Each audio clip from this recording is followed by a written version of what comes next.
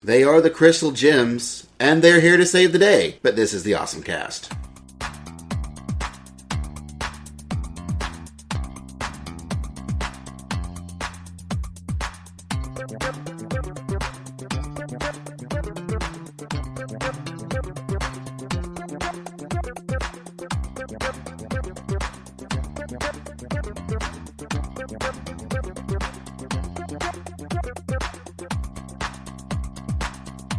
Hi folks, and welcome to the OSMcast, your podcast for everything awesome.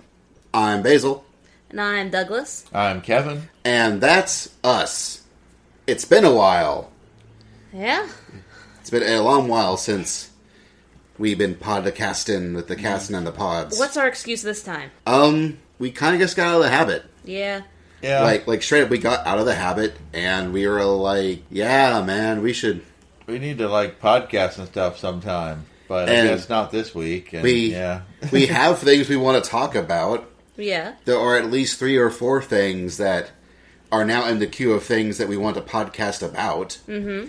This show is one of them, which will eventually be getting into Steven Universe, but there are many other things to talk about. Like, how are you doing, Kevin? I'm okay. Only okay? I thought you had some big things to announce. Like because I announced my getting married last episode. You are getting married to the Elevator AWA this episode. Rumors about me and the AWA elevators have been greatly exaggerated. I was pretty positive you said this was your coming out party for you and the elevator. What's up? The elevator is just a friend. We know what kind of friend. A special friend. Like, come on. So what's going down with you and the elevator? The elevator goes down. So we're the podcast for everything awesome and mess with Kevin about elevators. I'm Basil. And I'm Douglas. I'm Kevin. And that's us, still. Yeah, I was about to say, didn't we already do the intro? Yeah. Once? Yes. I'm hoping Hannah will edit out the elevator bit. But No. The elevator bit stays. One day you will admit your true self that you like the elevator and the French. those are bold aspirations, Basil. They are bold aspirations. So you can find us online, in case you haven't figured that out yet, which you probably have since you're listening. But it's important to point out that we have changed hosting for the podcast itself.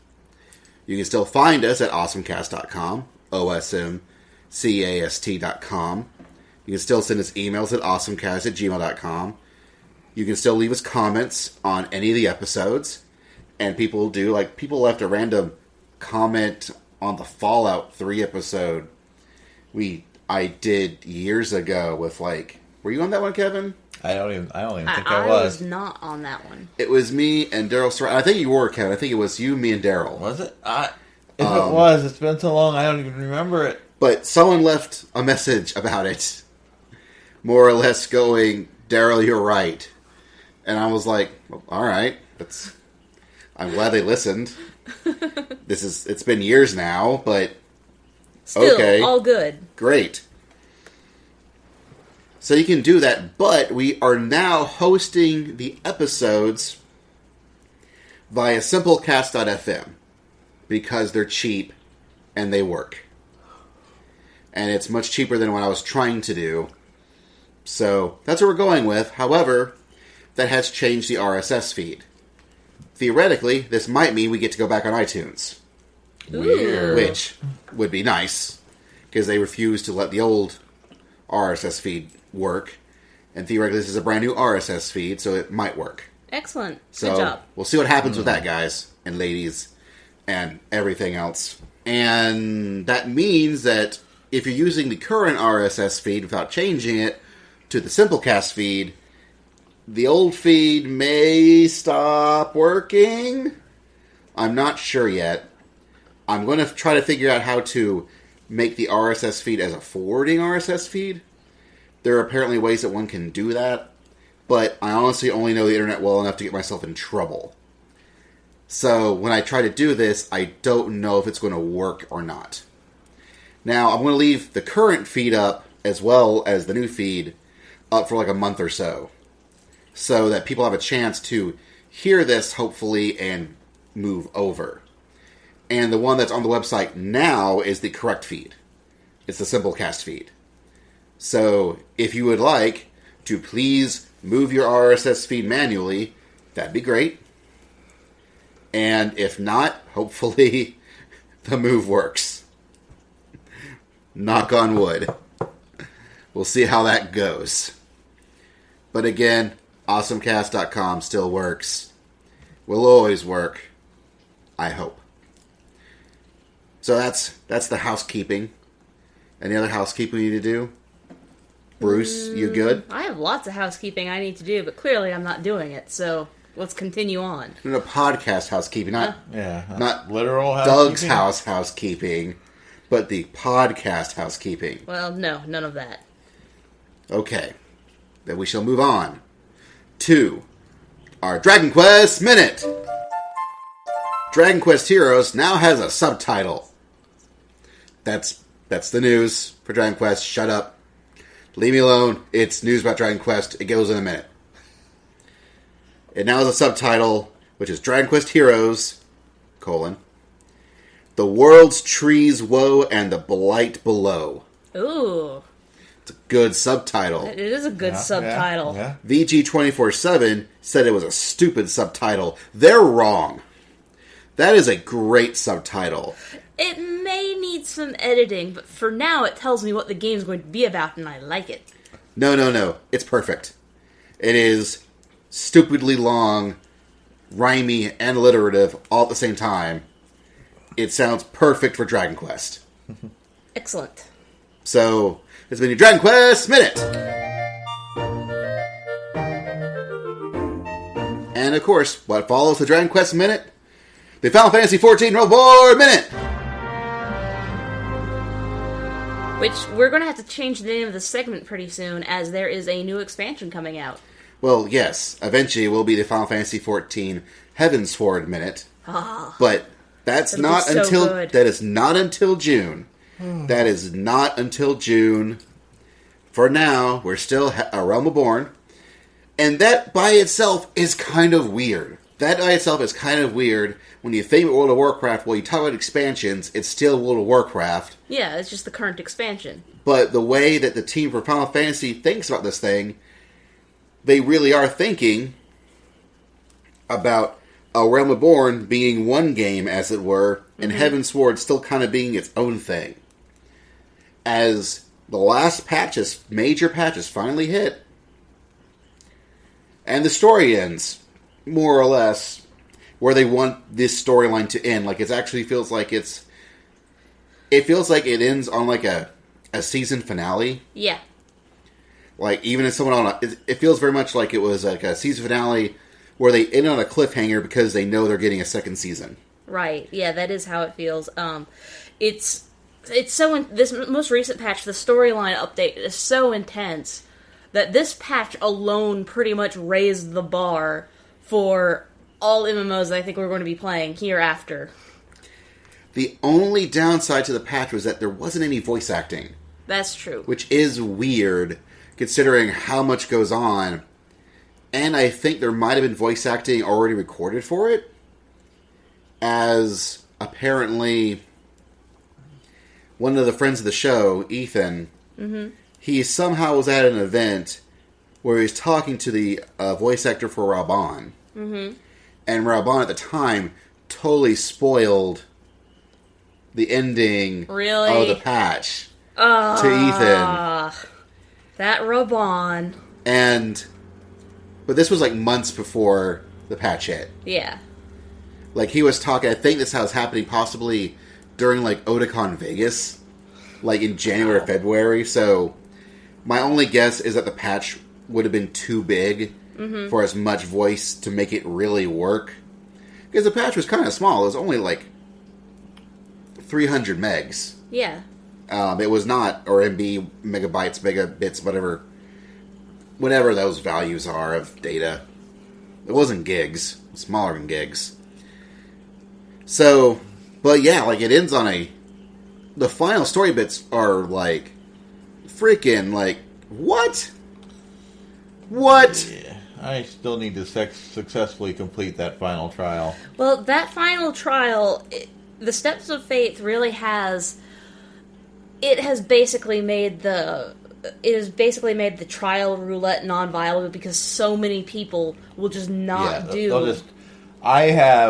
I think I'm on about 5 times now. I've gotten in on the duty finder, only to have half the party drop as soon as they see where they are. Yeah.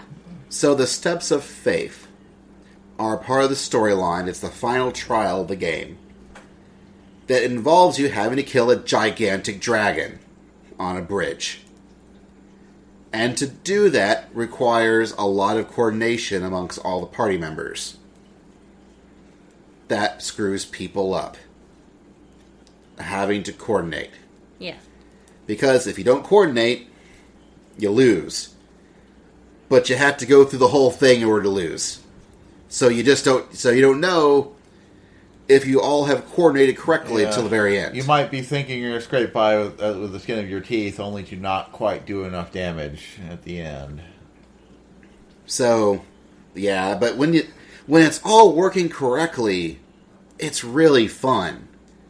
It is super neat to have the people, they're shooting the cannons at the thing, and the tanks are gathering up all the adds, and one guy has to do his damage and rush off to go hit the dragon killer cannons that do the major amount of damage to the big dragon, and everyone's having to pile on dragon at the end to try and beat it down before it destroys the last gate, and it can be very cool and exciting. Yeah, also, unfortunately, the last 2 times I've gotten to a group who wanted to do it, my internet has cut out on me during part of the fight, and I don't know. Seemed like it was going good before that, but yeah, I'm having trouble with this last trial. Well, that's sad. Yeah, that's sad. That's not fun. Like we were able to pull it off when I did it. We were doing it. It was via Party Finder. Mm-hmm. So everyone was on the same server. Therefore, everyone was on the same page. We all knew. We all wanted to get it done. And we actually went in with one healer, and we added an extra DPS to knock it down. Because if the priest is on there, or the White Major Scholar is on their game, you only need one healer. Because if the DPS are doing their jobs right, they're not going to get hit that much, theoretically. Sometimes you still wander under a dragon foot by mistake. You've hit upon an interesting point by saying if the DPS is doing their job right. Right. Because it's super heavily dependent on the DPS, not just eking out a lot of DPS, but doing their very specific mechanic job. Yep, it's true. In fact, I've heard other groups where they take one of the healers to be one of the cannoneers. Yeah. And they do the same thing where we did with adding an extra DPS. They do the same thing, only they, instead of having 2 DPS on the cannons, they had a healer and a DPS on the cannons. Because you really want both tanks to gather up all the adds, because the way it works is there's this dragon. It's a big old dragon, and he's crawling down this long, long bridge. And if he gets to the very end of the bridge and destroys the bridge, you're done.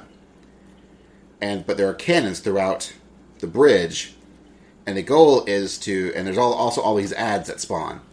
And so what you want is the tanks to grab all the adds, and then bunch them up below the dragon, so that the people manning the cannons can shoot down all the adds. While the other DPSs kill a dragon. And theoretically, if you do it all right, it goes down at the very end. And it's awesome. But people don't do that. Which is sad. But once you do it, you get a bunch of awesome cutscenes. And then you're like, holy crap, how did they end it? Because seriously, the way they end this frickin' storyline, I don't think any MMO is going to do this. It feels like a really ballsy move on Square Enix's part. I don't think World of Warcraft would ever do anything like this at all. Like, I just couldn't see it. Like, normally, they'd go, oh, hey, here's a new area. You should totally go explore it. Here, it's like, everything is effed. Now go over here, it might be less effed over there. and it's really neat. I find it incredibly interesting how they pull this off, and I now really cannot wait to see what happens with Heavensward. What happens to all your friends that you've met throughout the game? Like it's a actually good role playing plot where I'm invested in the characters. Yeah, that's probably why I've stuck with it, because as a general rule, I do not like MMOs, but I'm very into the story. Yeah. And the way they talk about this is sort of like the end cap of A Realm Reborn as its own like season of content. And now the next time you're supposed to refer to it as Final Fantasy XIV Heavensward as the game. Yeah. So it feels really interesting how they are thinking about it and how they're presenting it and how one plays it, because it does make sense. Once you normally, with an expansion, you kind of ignore the older stuff and do all the new stuff. Yeah. And it seems like a really honest way of going about that. So, also interesting will be for new players, you have to clear all the Realm Reborn content. Will you? Yeah. Before you can see the Heavensward stuff. Well, you have to do all the storyline stuff. Yeah, storyline at least. Oh. Yeah. Like, you don't have to do the relics. You probably don't have to do all the stuff that we've been doing in order to, get our soldiery gear and our poetics gear. And the Crystal Tower probably won't be as important as it is now. Well, the storyline stuff, you're going to have to go through all that before you see Heavensward, which is interesting.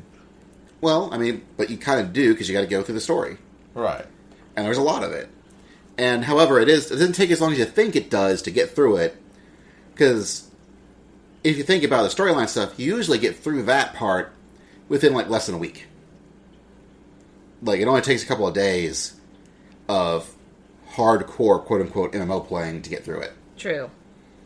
So, I don't You think... don't get suckered off into side stuff. Right, which... You will. Which you will, but you may not have to when you're playing the storyline part of the game. Well, I'm curious, because we're including new classes and races, how that's going to be integrated in for new players, but... Yeah, I guess we'll see. Yeah. I guess we'll see. But don't worry, folks, because that's still happening in June. We're still in April, which means we still have 1 month, at least 2 or 3 more episodes, where I'll have to go. This has been your Final Fantasy XIV Reborn Minute!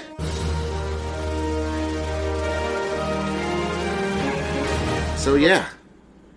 Now, if this is your first episode, which it probably isn't, but it might be, after our 2 various minutes, I don't think we have any other minutes.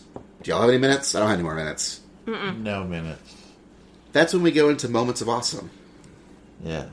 And it's a moment of awesome. Things that we think are pretty cool that right now don't warrant a full-fledged OSMcast, but we still want to talk about it for a little bit anyways. Yes. What are you doing, Kevin? What's your moment of awesome? I actually could potentially have a couple things. I'll pick 2. Well, what's kind of bizarrely been fascinating me lately is this Sentinels of the Multiverse. Go on. Which is, it's a deck building card game. Although I'd heard that it existed, but I really ran into it in the digital form. There's a version, there's a PC, and I know there's an Android version, probably an Apple version. But it's a deck building card game with the idea of it's like a superhero versus supervillain kind of brawl. And, there's a villain, an environment, and 3 to 5 heroes. And each one has their own deck. The heroes are played by the players, and you get your hand of cards, and you pull cards and deal cards, and each character has their own unique deck and their own special power, and they represent different kinds of superheroes. Whereas you pretty much just... all the villain cards have their own kind of instructions to them. You pretty much, once you get their initial setup done, mostly involve just pulling off the top card of their deck and seeing what comes up next.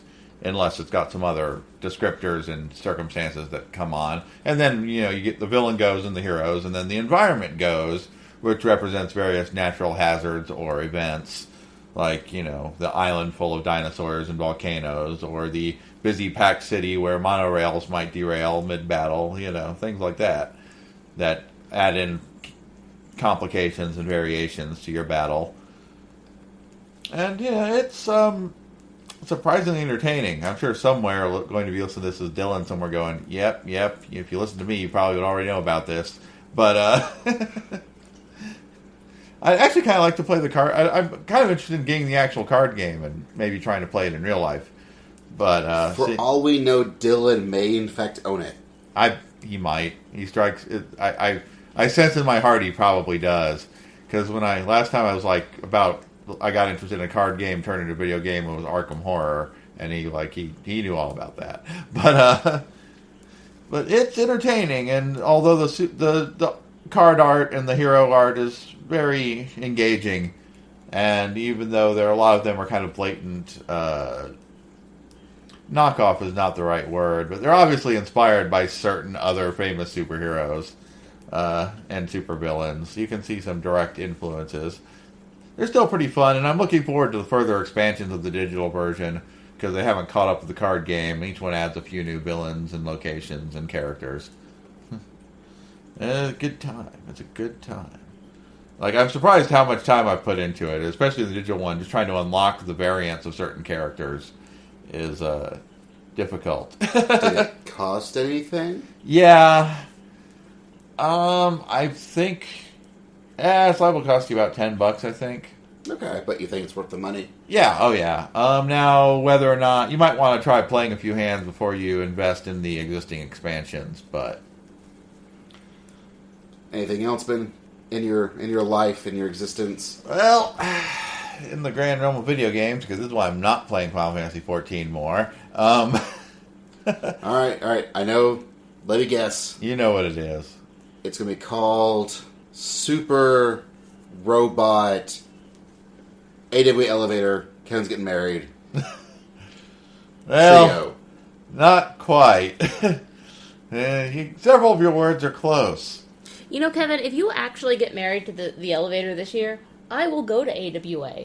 I will go to officiate your wedding. I don't want to marry to stand there. I don't even think it's illegal. Awkwardly. I'm pretty sure... that's... While Kevin goes, why am I getting married to this elevator? Why am I getting married to an elevator? Just because it talks to me sometimes.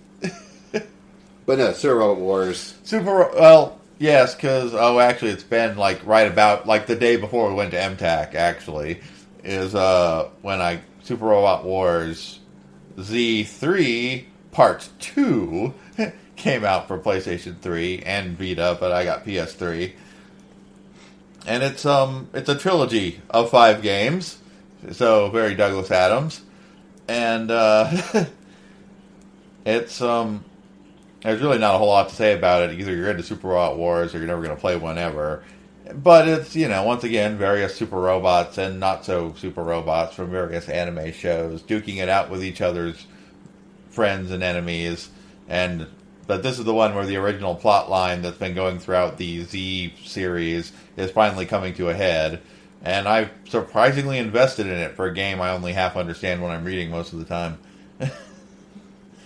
But, you finally have the dramatic inclusion of both Gunbuster and Diebuster in the same game for just one. And the Full Metal Panic novels. I'm loving everything to do with the Full Metal Panic novel plot elements. Because you'll never see it animated. Because we'll never see it animated. Well, actually, if the game does well, maybe we will. Because Super Robot Wars can occasionally have an interesting effect on what gets sequels or renewed interest. So, maybe, crossing my fingers, stupid Leonard Testarossa and his flying arm slave with its force field that makes me do 1/10 damage to him. But, yeah. Plus he's a douchebag. But... Which, now when you mentioned this, you did mention, so now we have to talk about it now. I was going to wait till closer to the end, but we're talking about it now. MTAC. Yeah. Which was one of my moments of awesome. Because we went there. We had a lot of fun. It was great. Why didn't you record an MTAC podcast? Because at this point, it really feels like it goes under the same rules as Momocon does. I am now way too close to the people who actually run it. Right. That With is the true. people who actually run it, come to my birthday party. Yeah. That was a great birthday party. Yeah. Like, Although we do have a couple of interviews that will go we up. do. So we're still fulfilling our obligations as press. Yeah. And I still want to talk about it, but that's why it's currently Moment of Awesome. Also, because we didn't actually record an episode of MTAC proper then, we only just recently released our Comic-Con episode recorded forever ago. And it's just like two. And I don't want people to wait back. so long Yeah, wow. for another con review. Like, why did we wait so long to release the Comic-Con review? because we got out of the whole groove. Oh. Like we all did. Yeah. Yeah. But, MTAC. But we're back in the groove. Talk about MTAC. Fun was had. Drinks were drunk. Hands were possessed by goats. Normal convention. God, you got him goat hand drunk. They named the goat hand. What? What did you name named- the goat hand? What did you name? I don't remember the name of it. I know that they named it. I do. Oh my God! What did they name the goat hand? I named the goat hand, but in a drunken moment, but Yagite, Oh my God! which is just literally goat hand. But it sounds kind of, see, I name it. I shake my head at you, Kevin. I shake my head. Folks up north, Otacon's going to be interesting, y'all. you don't understand. Once you put a couple of drinks in, Kevin, what comes? Well, you do know what comes out now. It's Yagite. Yagite comes out. Yagite takes over, and it's just goat hand. It's not even like true Kevin anymore. It's now just goat hand Kevin, and like, oh man, it's crazy time. It is a dark otherness that rules my left hand, and after a few beers, my entire body.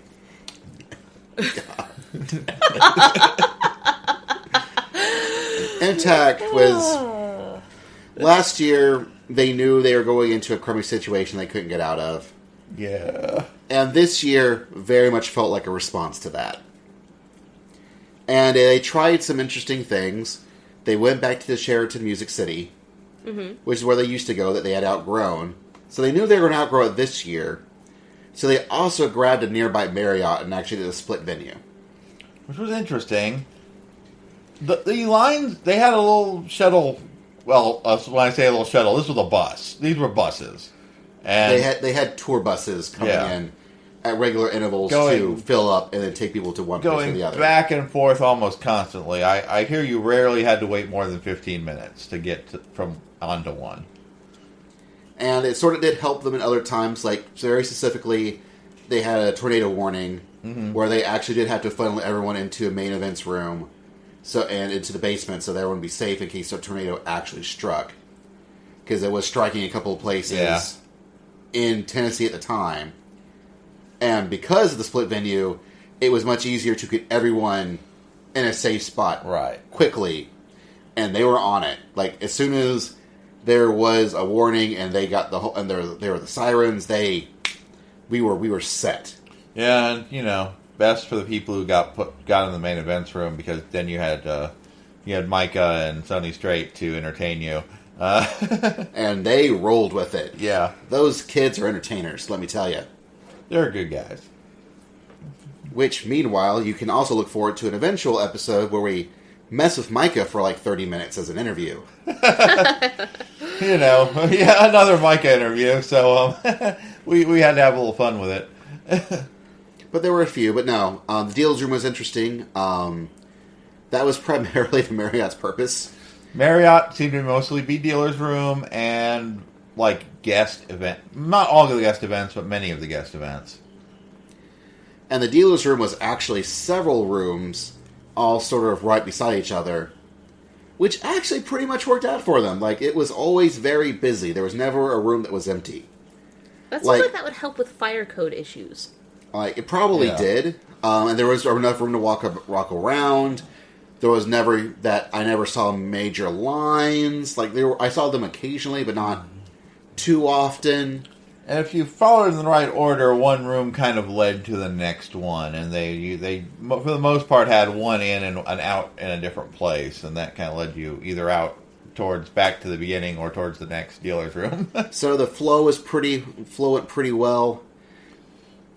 Sports anime panel was not the panel. It was a panel I feared I would be running into at Comic-Con. Yeah, it was an Ask a Character panel. It was an Ask Character panel that they eventually decided that they were going to, because they had Haikyuu cosplayers, so they had a volleyball. Or was it a beach ball? I don't even know. It was some sort of ball. They had a ball. They were trying to pass to the person who had asked the question. Then once they asked the question, they had passed the ball back. Sounds like an interesting then adaptation of the talking stick. No one wanted to ask questions. They started asking themselves questions. Oh. It was kind of depressing. And they were very, very quiet. They were... At that point, it was literally them just talking to themselves and hanging out. Yeah. Vaguely in character, while the audience was kind of bored.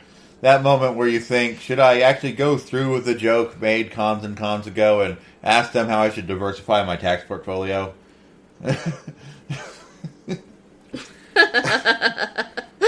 I will say that John from Chainsaw had a very good, talking about Ava panel. Oh, yeah. My panels went off really well. Good job. Even when the one time they forgot to actually put my panel on the schedule in front of the room. That was... Fortunately, people seem to be coming looking for everyone it, though. showed up, so it went fine. It must have been... They found it. Well, it was on the digital and the actual paper handout. It just wasn't on the sign. Yeah, it just wasn't on the sign. It was everywhere else where that was really important for you to find information. And I think they even tweeted about it. So yeah, they threw it up on the Twitter. So it worked out, but it was a moment of freak out a little bit where I looked there like, is this my panel room? It says on the schedule, but it's not on there. So we'll go, oh, well, the hours are right for me to have a panel in here. It just wasn't listed right. It just wasn't listed. I'm like, that's really weird. But overall, it worked out great. MTAC, lots of fun. Definitely recommend everyone go next year. It's going to be even better. And it's 16-bit. Which I think means this is the 16th MTAC. That's scary. That's scary to think about how many MTACs there have been. Because I've been to most of them. I'm old. So what's your moment of awesome? Oh, hold on. Let me go get it.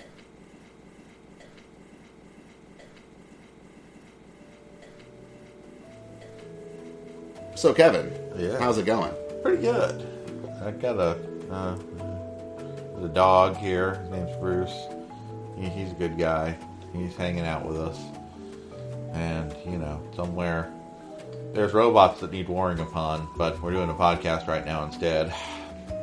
Well, I'm sure those robots will get what's coming to them. Yeah.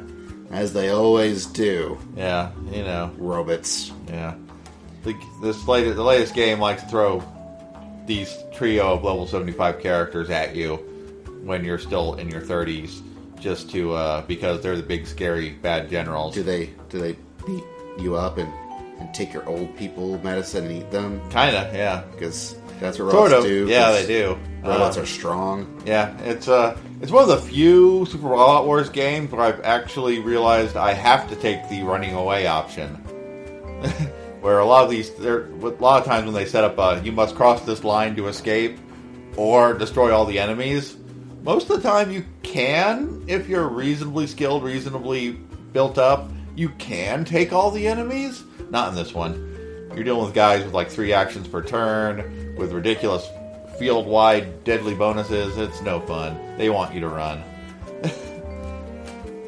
And at some point, maybe if you're interested in an actual super Robot Wars awesome table, let me know. We'll see if we can find other people besides Kevin who can talk about it.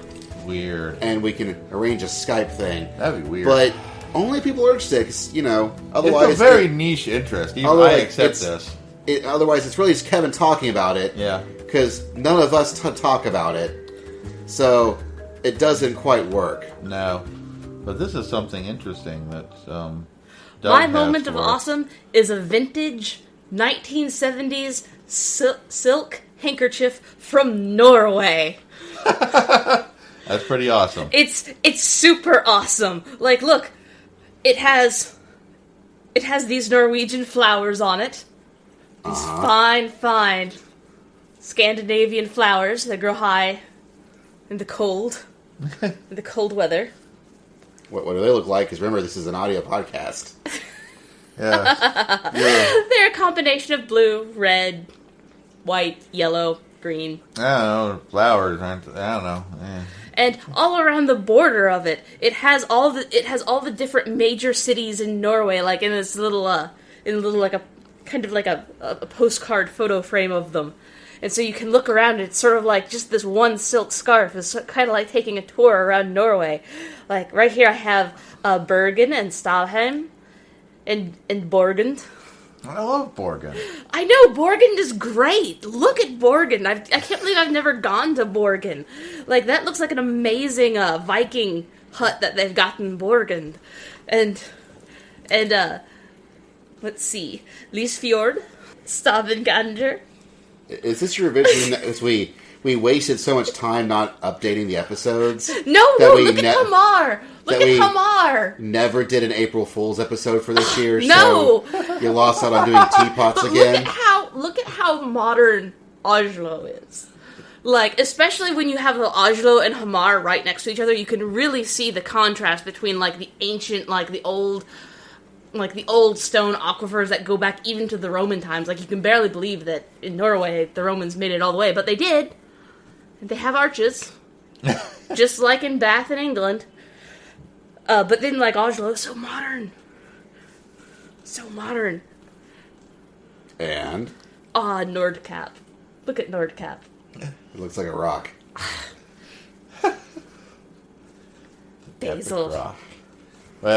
Well, tell me how wrong I am about it looking like a rock. It doesn't look like a rock. It looks like a rock. It looks like a fjord. Yeah. Aren't fjords just like big rocks? No, that's not what they are. They're really, really, really steep and beautiful, like cliffs that go directly into a sea, but have kind of a slope. And Slarty Bartfast made them.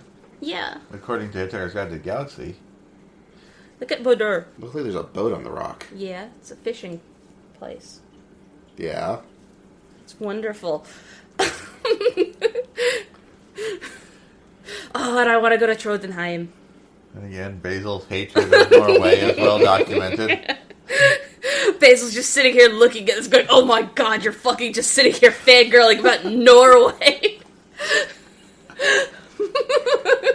With your vintage 1970s silk scarf that no one can see on this audio recording. But somebody had to go to Norway and get this. Like, this came from Norway, from a tourist gift shop in Norway somewhere. And nobody buys this kind of thing anymore. So how did he obtain this? It was given to me as a birthday gift. Aww. I know, it's so sweet. Oh. Like, somebody was out shopping and they looked at this and they were like, man, Douglas loves Norway. Douglas, like, goes postal about Norway. So they got this for me. If they were right. Like, oh man, in the center there's a map of Norway. It's wonderful. Norway. I know.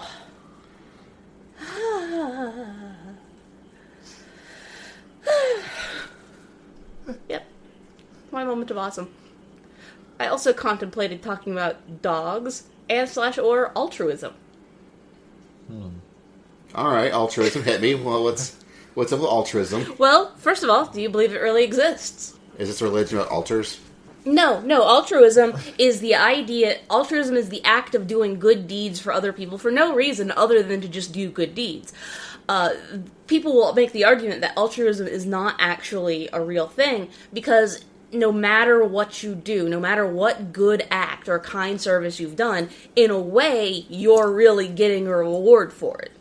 Like, most of the time when people do a good act, there is some reward for them. Like, even if you think about it from a cultural point of view, part of the reason that we have such an intense desire as human beings to share information is because it actually benefits us as a society. And so even if we are putting other people before ourselves, since we're really kind of a pack animal, is that really altruism, or are we just... That sounds like objectivist talk. But well, the follow-up question to that is, does it matter? Like, if people are still doing good things, does it really matter if altruism actually exists or not, or is the facade of altruism good enough? Yeah. Although, yeah, as a Buddhist, I kind of have to lean towards, yes, altruism totally is a thing. And vultures exhibit it. I would actually argue that altruism is not actually a thing. I'm not so sure I believe in it, but I'm also of the school of thought that says that, but if people are still doing good things, what does it matter? Yeah. What I want to know is, of the sharing information, how does it benefit society to talk about a 1970s silk scarf of Norway? How does it? Audio podcast. How doesn't it benefit the podcast, Basil? That's what I want to know, Basil. The answers will probably take pictures of it and put them in the show notes. Yeah. Well, there's also, like, the follow-up, if you think about it, answer, my need to tell everybody about this silk scarf. Even though it seems like there is no absolute reason why I would want to tell people about this wonderful silk scarf, other than the fact that I love it. The fact that I love it is, in fact, the reason in and of itself. Because it's something that I have deemed important, it triggers that desire to want to share information, which, while it may not be important to share information about this scarf, the act of sharing information is a fundamental basis to society, and part of why humans rose up to become the intelligent species that we have become. Okay. Well, I asked, and you answered. So basically, I told you about this scarf on this audio podcast for the betterment of the human race. Sounds legit. We're still going to take pictures of it so people can actually look at this thing on the website, right? Maybe. Maybe. Okay.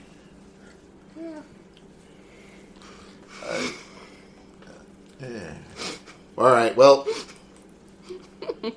that was 40 minutes of our life spent. Some of it about a handkerchief from Norway. But you know, who is probably thematically altruistic at all times? It's a young boy named Steven Universe. We're going to talk all about him next. This is the OSMcast. We are the crystal gems. We'll always save the day. And if you think we can, we'll always find a way. That's why the people of this world believe in garnet, amethyst, and pearl, and Steven!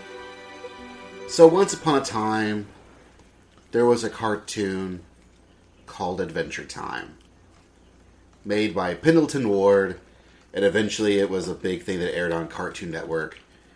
That is now one of the biggest cartoons around in all the geek and kid circles there are. And for a while, Adventure Time didn't have a real plot. It was just Finn and Jake running around, being crazy. There was characters, things happened, but there wasn't like an overarching story. He never really thought that far.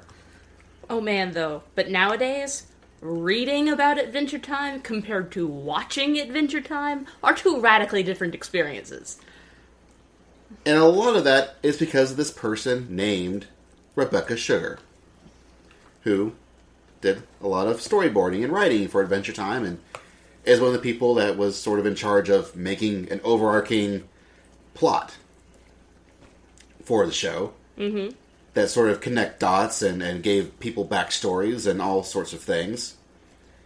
And then eventually, as Cartoon Network had a really big hit with Adventure Time, they realized, hey, we should get some of these people who are working on this show their own shows, and maybe those shows will also be good. And so they gave Rebecca Sugar her own show, which eventually turned into Steven Universe.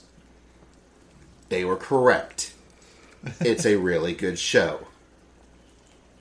Now, much like Pendleton Ward is not the only person who created Adventure Time, neither is it true that Rebecca Sugar, although she started Steven Universe, there are many people who work on Steven Universe, and they're all smart, amazing, wonderful people. People like Ian Jones Quarterly, who did a webcomic way back in the day called RPG World.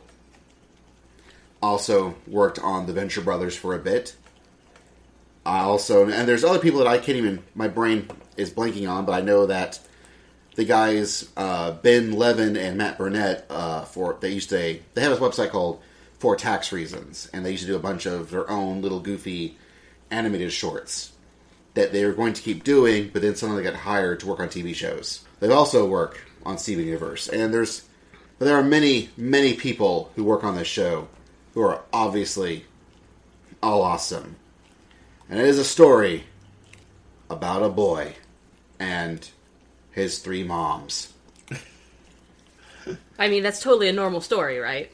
It is totally a normal story. Like, why, that could have been any sitcom in the 90s. That's true, it could have.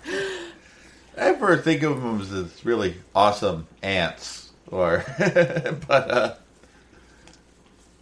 they're your totally typical normal aunts or moms. They are merely space aliens who are now here to protect the planet Earth from bad things. Totally typical. Well, I grew up in a very similar situation. Well, those were cats. They have what cats. appear to be magical. They have what appear to be magical powers. They're all the time having to go find these ancient artifacts. Fighting monsters. Various normal ant stuff. Yep. Yeah. And Steven's a real normal kid. He, for some reason, doesn't live with his father, who still lives in town. I think there are lots of people who have a father that doesn't live in their home. Steven's just like them. Okay, one of the things I have wondered, there's such a feminine undertone to the show of Steven Universe. Not to say that you have to be a girl to like it. But it is a little bit... It does almost seem to be a little girl power centric, like Sailor Moon. Mm-hmm.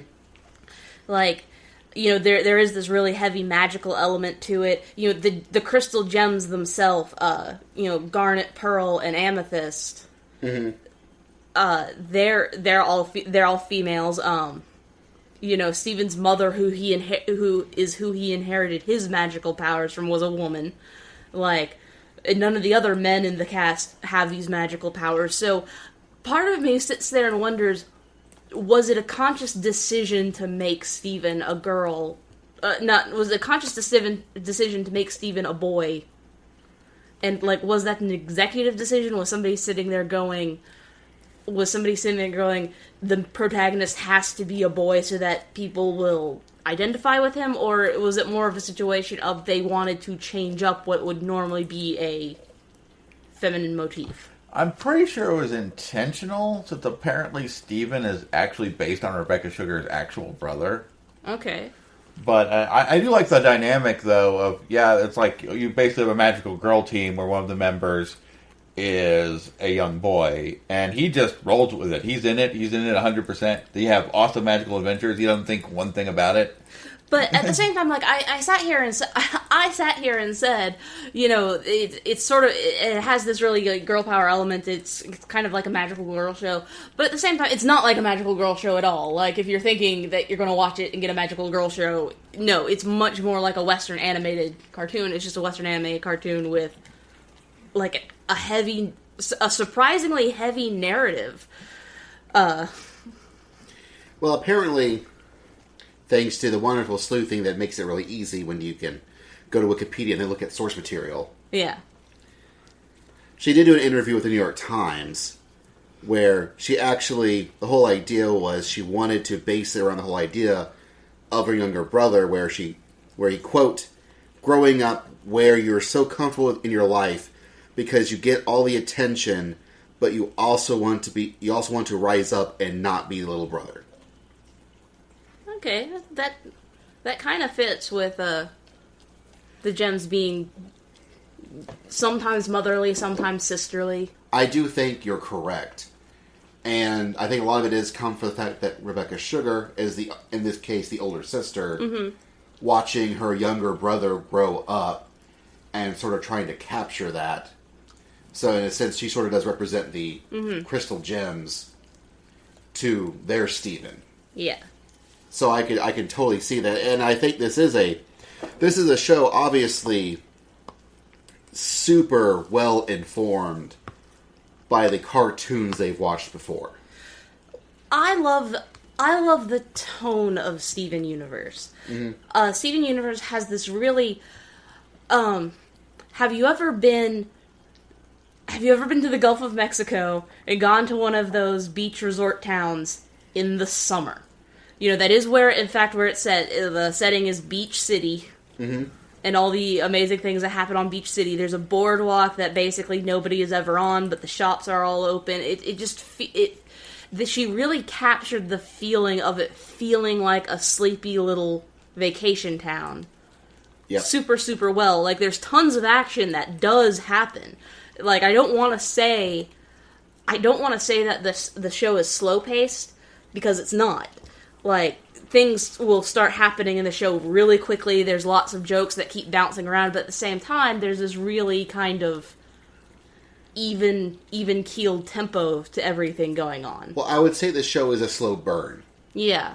The show is a slow burn, because I wouldn't say the show's plot is heavy. I would say the show's plot is incredibly layered. Yes. The show is incredibly layered, and I think it's partially due to the fact that each episode is only like 15 minutes. Yeah, and each episode is also, for the most part, pretty well self-contained. Like, there are a few exceptions, but for the most part, the beginning of an episode, whatever the conflict is more or less resolved by the end of the episode. Usually with, like, one nugget towards the overarching... Right. Which is very similar to which is why, when I was talking about Adventure Time earlier, I said that reading about Adventure Time and watching Adventure Time are two different experiences. It's because of that exact thing. There are just so many episodes of Adventure Time where they've layered all this. Yeah, it takes quite a while for you to realize there is a plot in Steven Universe. Much like Adventure Time, it's not initially clear till you get a few episodes in that there actually is a plot other than what's going on from episode to episode. But I feel with Steven Universe, it's a little different because it's there from the very foundation. Okay, yeah. Because honestly, Adventure Time, it took about a season before you started feeling any kind of connection to anything. Well, Steven Universe is a few episodes in. Not even a few episodes in. Actually, after you watch the conclusion of the first season, if you go back and watch Episode 1, you start realizing that things that they didn't bother revealing to you until later on in the season, it was technically there, they just didn't spell it out. I just mean when you're first watching the show, you won't necessarily notice right away that there is any connecting elements other than just, it's a new episode and some silly thing is happening this week. Yeah, like even the characters that are in the background. Like, you know, there's several scenes, like in the early episodes, where there's just a bunch of kids standing around. By the end of the season, you know who all those kids are. Yeah, and definitely by the time you get to the end of the first season, you realize just how much from the very beginning they've been layering their story in, but, you may not see it right away on your first viewing. And it's partially because I think they took at least like a year ahead of time to start developing this show.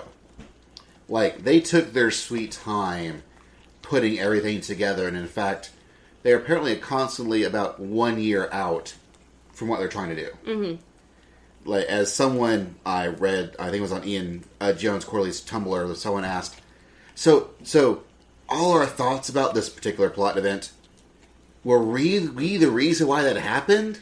No, it's the other way around. It's like, no, that's what he pointed out. It's like, guys, The reason people were picking up on that and coming up with these speculations was because it was so layered in there.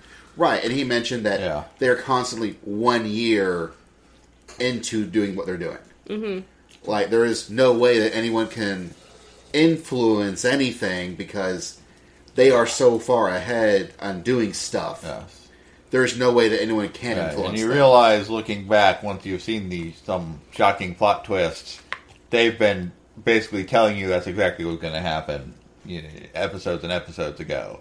You just didn't know what they were telling you at the time. Yeah. And again, it's because it's that whole layering thing. Another thing is that they tend to actually use their cast. And one of the pluses of the show being so layered is that they can use the actual cast members in more than one episode. many times, if given the choice of using a pre-existing character to fulfill a role or making a new character to fulfill the role, they will choose to use a pre-existing character to fill in a role if they need one. And the town has a very colorful cast of inhabitants who wander about through it. And because they're constantly using their pre-existing cast in many ways, those cast members also gain depth. They gain... You feel, for a lot of the cast, you feel like the cast has their own plot line going on that may be not as magically inspired as Steven's plot line, but they got things going on. They feel kind of like people, especially for a Western animated show ostensibly aimed at children. And while all the shows do have this feeling of standalone, much like Avatar: Last Airbender, they do a really good job of, this is actually sequential order. Like, this is actually moving in directions. They're just not telling you that, and you just sort of pick it up. And that's why the show's designed. Half the show is told visually. I remember watching one of the episodes with Doug, and Doug was... Yeah, I was distracted on my computer with something. And I'm laughing at these jokes that are in the background, and things that the characters are doing and looking at that Doug had no clue what I was laughing at. And I go, oh, it was this thing right here. But it was already past. Oh. Like, it was too late. And just speaking of art, the art in Steven Universe is beautiful. It's just... Yeah. Like, they always do a very controlled color palette, so they always set the mood really well before they even add in music or any of the characters, just with, like, the setting. Like, you can really just look at the background scenery of Steven Universe. And if you're into just looking at pretty animated backgrounds, this show has... The backgrounds are very, very good. And there's also tons of stuff hiding in the backgrounds. Yep. Like, statues of Steven's mother are hanging around periodically. Well, they do a really good job of just inserting plot when you don't realize they're inserting plot. Yes. Like, many times, they'll tell a goofy story, or this and that from a fictional character. Cookie Cat! In the universe. And it'll actually, once you start paying attention to it, you realize it's totally referring to something else that's actually going on in the actual storyline. Mm-hmm. Like, and they do that a lot. Or there are other times where they went to this random gem site, and there are murals. And the murals are totally showing the past of the show, and you don't realize what the past is actually referring to. Nobody's talking about it or pointing at it and going, look at this, but it's there. And you go back and look at it and go, oh man. The characters also have really good, stretch and squish. They're cartoon characters, but they also never feel like they go off model. The only character that I actually even had a problem with was Pearl in her initial character design. They update her costume, and I think she benefits greatly by her updated costume. It's the only thing that if I had to point at and say, this is one thing that they didn't think through all the way and kind of happened as they were doing it, it would have been her costume update. But even then, you were just pointing out that there's actually apparently some relevance to that. Like, yeah. I think Pearl's design has changed the most, because if you ever see the pilot episode of Steven Universe, Pearl looks weirdly different. Like, I mean, she looks way more androgynous and has, like, a mohawk. Which they even reference in the show proper itself. Yeah. Like, there is an episode where you see Pearl magically appear, and she actually goes through, like, 5 or 6 different versions. But it's all in a silhouette, so you don't see what versions they are. Mm. And one of those forms is, in fact, the form from the pilot. And another form is a form that they eventually show in the second season, they do a backstory episode that she's involved in. And that form is in there too. Like, they obviously, even that stuff, they they thought through. Yeah, it's like the one thing I was going to point to and say that they didn't do that, they didn't think that through, they came up with it on the fly. Like, no, it turns out even that was thought through. I mean, they did an episode with freaking Uncle Grandpa, and they thought that through. Like, this is a show that is so... That episode with Uncle Grandpa is the best episode of Uncle Grandpa. And possibly the worst episode of Steven Universe. But it's still a pretty good episode. Well, it was significantly helped by the gems had the same reaction to Uncle Grandpa that me and Barry did. Which is to go, oh my god, it's an utter abomination! It needs to be kept as far away from children as possible for the safety of the world! Because Uncle Grandpa is an eldritch abomination on par with Yog-Sothoth or Nyarlathotep or possibly even Azathoth, and should probably be destroyed. So the Crystal Gems, they go on magical adventures. There are, as it turns out, in this version of Planet Earth, there are lots of places that gems used to hang out in, and there are problems that the Crystal Gems need to go fix. Yeah, like, I think I mentioned before, like, sometimes monsters have taken over the area and are destroying things, or sometimes it's just, like, ancient gem technology that's leaking out and needs to be controlled. It even takes a while in the series for it to really be clear that they're even still on Earth during some of those sequences. Because it's really not clear at first. Yeah, a lot of them I thought they had gone, like, to the moon or something. You know, or because... on some other world, but no, apparently this is all on Earth, for the most part. And they got a magical teleporter, and they also can magically transform in their various things and doodads. And also, this is a story of Steven. He starts off as this goofy, dumpy little kid. Yeah. And as episode by episode goes on, he eventually grows up to be a real boy.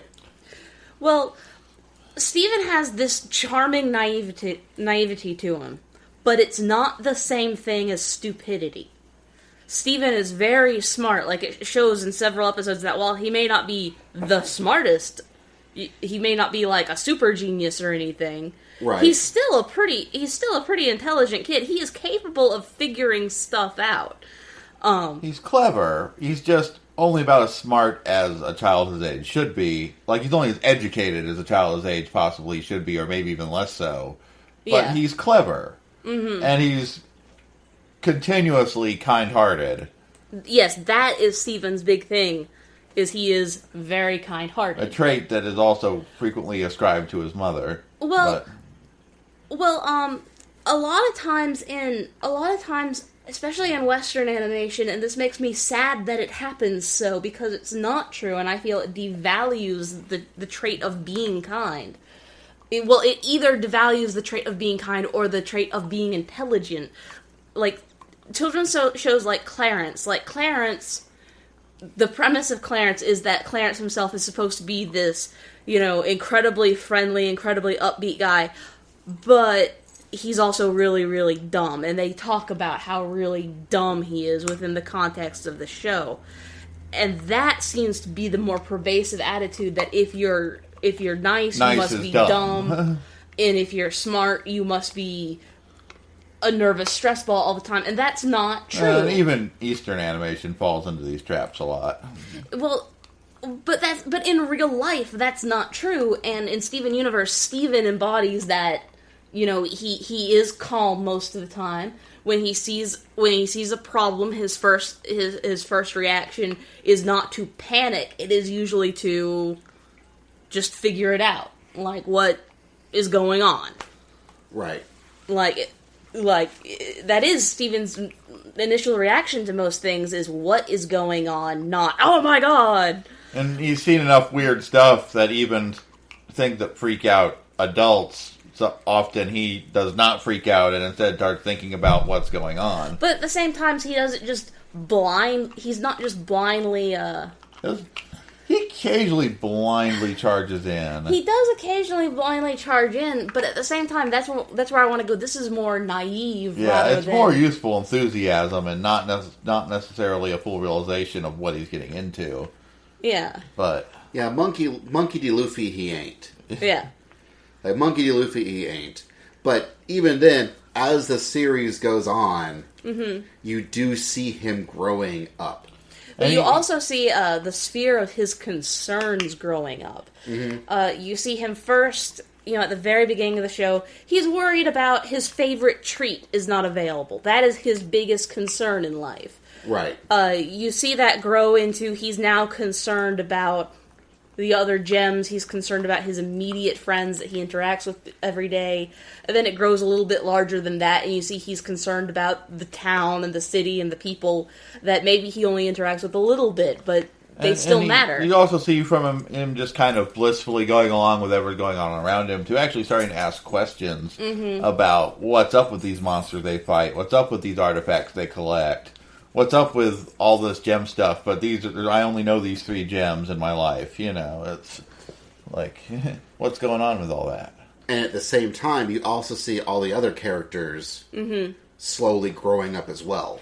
Like, I feel that, more or less, all the characters you meet in episode 1 are slightly, somewhat different, and some radically different characters in episode, say, 26. Yeah. Or episode 52, whatever. That's true. That we're up to. That we're up to. I do have to say, I think some of them actually go through negative growth, but that's okay too. Like, the point is that they're dynamic and that they shift and they grow. They grow and they shrink just like the characters themselves. Like, I think they actually mentioned once that someone asked what are the characters' heights, and the response was, we don't care about that. We care about what heights they are in relationship to one another. Yeah. And so they constantly want to make sure all the characters are in perspective to one another, and that's important. But they don't care. Not they don't care enough, but they intentionally choose that they're like, this is a cartoon. Yeah. We want this to be super squishy, stretchy, super dynamic. We want to be able to draw freely and everything to look as cool as possible. So that's how we're drawing it. Yeah. And man, it works for this show. This show is super fun to watch. Oh, it's so good. But yeah, so, It manages to both be cozy. Like, when I first start watching it, I want to snuggle into the couch. But but at the same time, there will be some episodes where I want to, like, move out further and be on the edge of my seat as I'm watching it. Other episodes where I continue to want to snuggle in. And there are other times where you're in somewhat aghast horror that they actually pulled this off in the show. Yeah. And boy, was that a little bit creepy. Well, yeah, you don't expect to see things like direct homages to Japanese horror manga in a Cartoon Network children's show. You don't. Or things that feel very much like elements of Princess Mononoke or Akira. yeah. Yeah. Like, but in cat form. Oh, gosh, what was that? Oh, it was... Because I was going to say, like, this show, if I recall correctly, like, at one point they made a reference to Akira that wasn't the direct, like, everybody knows, like, giant blob monster threatening to consume everything reference. Right. But I can't remember what it was. I remember they did it, though, and sitting there going, wow. No one ever references that part of Akira. Yeah. Well, I know there were some direct references to Utena in the animation, but that's a... Yeah. Well, I mean, it is obviously that these, again, I think I mentioned this during our year review, Awesome Awards, that this show really feels like this is a show written by and for our generation of young adults. And it definitely is a show. I was mentioning to one of my co-workers that this is definitely a show that kids can watch, but parents and adults will get. Well, I know that there are like little kids who watch this show and love this show. Like, I know there are. Mostly because Cartoon Network has, as one of their advertising campaigns, they have little kids making videos about the Cartoon Network shows and why they like the Cartoon Network shows, and they show plenty of little kids that go, Steven Universe! So I think there is definitely something likable about Steven. There's clearly something that little kids are going to latch onto. But even for our generation, it's just an amazing show. Yeah. And I think it is. I think it's because of the whole layering. Mm-hmm. Is that, like a kid can watch the events of a show and get all they need out of that show if they so want it. But there is tons to dig into the show. Yeah, like, there are moments that are safely scary. Mm-hmm.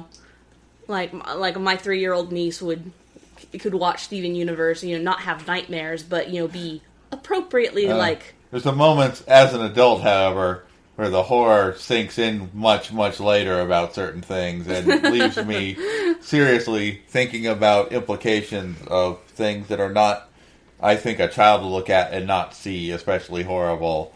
But when I stop and think about it, it's like, this is kind of a terrifying setting in some ways. And sometimes it's really fun to watch Pearl freak out. Yeah. Yeah. Because I feel that, because we do have these 3 crystal gems. Garnet, Amethyst, and Pearl. Oh, I saw my little sister behave exactly like Pearl. Oh, really? Yeah, this weekend. Oh, it was great.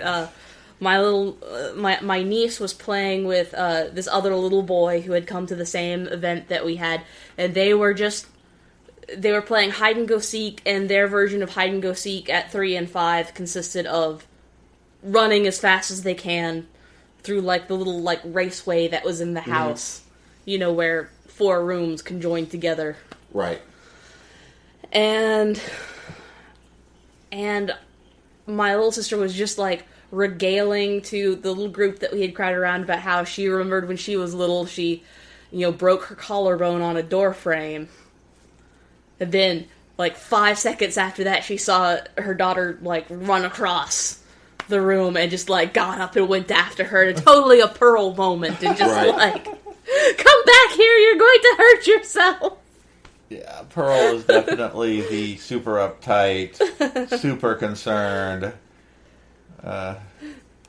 arguably the intellectual one, but to the point of, not that she's cold and logical, but... Well, she's the book smart one. Yeah. She's just very high-strung, very... In a show that displays multiple forms of intelligence, that's what she is. She's the book smart. She has studied things. She knows if she doesn't know it offhand, she knows how to research it. She's well mannered. She wants everybody else to be well mannered, and it doesn't fit right with her reality that they're not. Yeah, whereas as opposed to Amethyst, who is the wild and crazy party girl, who just does whatever feels good. Yeah, and is just out there to have fun and. The only one of the crystal gems who eats and sleeps because it's fun to do so, not because she ever needs to. Amethyst is also the source of a bunch of really great... most of the times that me and Barry have sat there and just, laughed hysterically at the screen, it's been because of a line that Amethyst delivered, just imperfect timing. Things like... Pearl going, "Oh, Amethyst, this is all your fault," and Amethyst just going, "Yeah, that's fair." She sometimes has a bit of a lack of empathy, but never is deliberately cruel. But she's also the one that we were comparing them to a group of ants, a group of ants that have taken over raising the son of their deceased sister. Or their lost sister, I guess. They're a group of ants that have taken over the job of raising, sort of like the fairy godmothers in Cinderella. Not Cinderella, Sleeping Beauty. Sleeping Beauty, yeah. And so, considering that they basically represent a dynamic of women, everything from a mother all the way down to an actual aunt, to a sister, to a big sister. Sometimes Amethyst is the one who acts most like a big sister. Which is appropriate, since Steven's mom was apparently something of a mother figure to her. Mm-hmm. And quite possibly a mother figure to all of them, including Garnet, the cool one. Garnet, who cool is the cool, physically powerful badass who's kind of the rock of stability of the group. I for a long time could not pick out which one of the 3 was my favorite. Like, and I didn't think it was going to end up as Garnet, but it ended up as Garnet. It did. It totally ended up as Garnet. Garnet's my favorite. Has significantly more depth. Well, like we said about all the characters, she has significantly more depth than she first appears she does. Just as the cool, aloof one who doesn't say much and interacts the least for several episodes. Mm-hmm. But... Well, and that they all have way more depth to them than you realize. Because these are characters that they have obviously thought through how they've lived for the past, several years. Yeah. Mm-hmm. And it takes a while for you to find, Garnet's fun side and, why she acts the way she does most of the time. But she is kind of the... I don't know, yeah, like, if Pearl's the mom and Amethyst the big sister, Garnet's the cool aunt. Yeah. Yeah. But then you also have his dad, Greg. Who is Greg in the Universe. show. Greg Universe. I'm not sure if that's his real given Mr. name. Universe. It is his real given name. name. Well, I mean, I'm not sure. He was a aspiring rock musician. I'm not sure if that was just his stage name and he rolled with it, but... Well, considering Steven's real name is Steven Universe. Yeah. That is his name. But either it was the name he was born with, or he probably has had it legally changed. Greg is actually the character that I want to say has had negative character growth. And that's not, and again, I reiterate, that's not really an insult. That's not really an insult to Greg. It's more like as you realize, like when the show starts out, they just try to portray him as Steven's cool dad. No, I would disagree. They portray Steven's dad as his deadbeat dad. Ah! But, okay, so, but as the series kind of goes on, the point is that in a lot of areas where you thought he was very knowledgeable and well versed, it gradually starts revealing that he's kind of not. Wow, I came up with a completely different interpretation of him. Well, I don't get me wrong, I really, really like him. I really like him. Like what it came to me is it struck me as a humanization of the father. I agree. I just came out with the exact opposite ideas. Oh. Like, he really struck me as a deadbeat dad who, as time went on, I realized he's not. He's actually smarter and wiser than, I thought he was gaining positive character growth.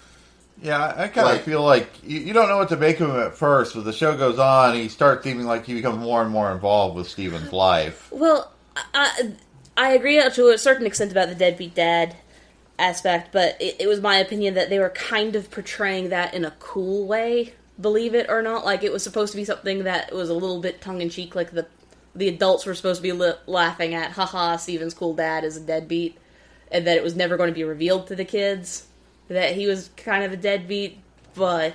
It really struck me as everyone thought his dad was a deadbeat except Steven. Yeah. And because you watch so much of the show through Steven's eyes... Yeah.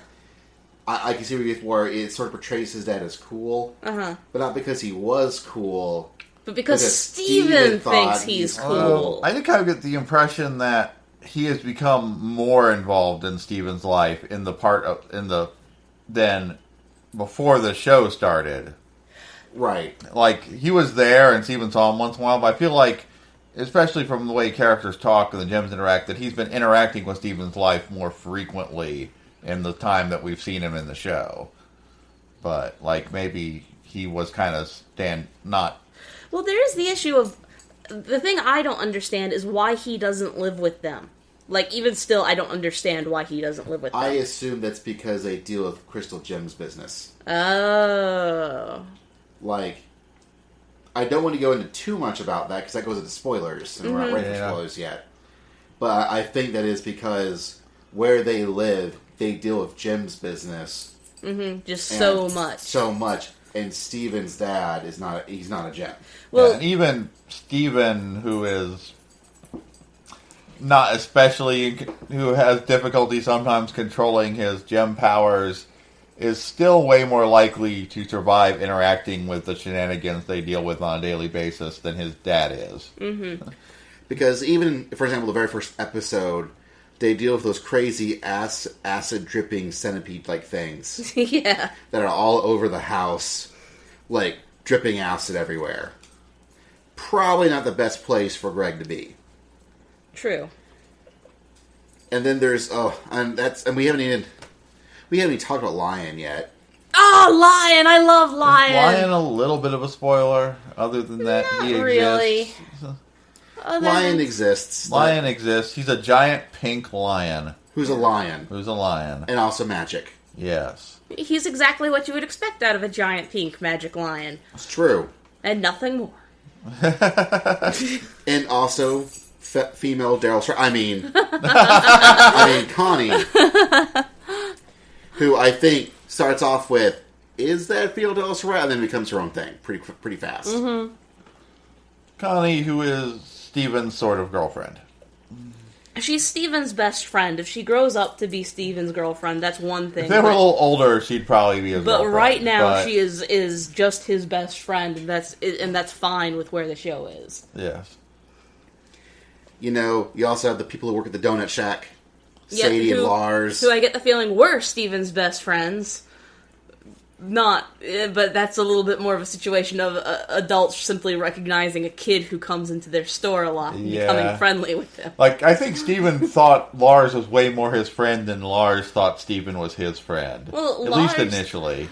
Lars strikes me as being like a late teenager. Yeah. Like 17, 18. Sadie, I would place like 18 or 20, but don't quote me on any of those ages. Those are just like my rough, guesstimates of where their level of maturity seems to be.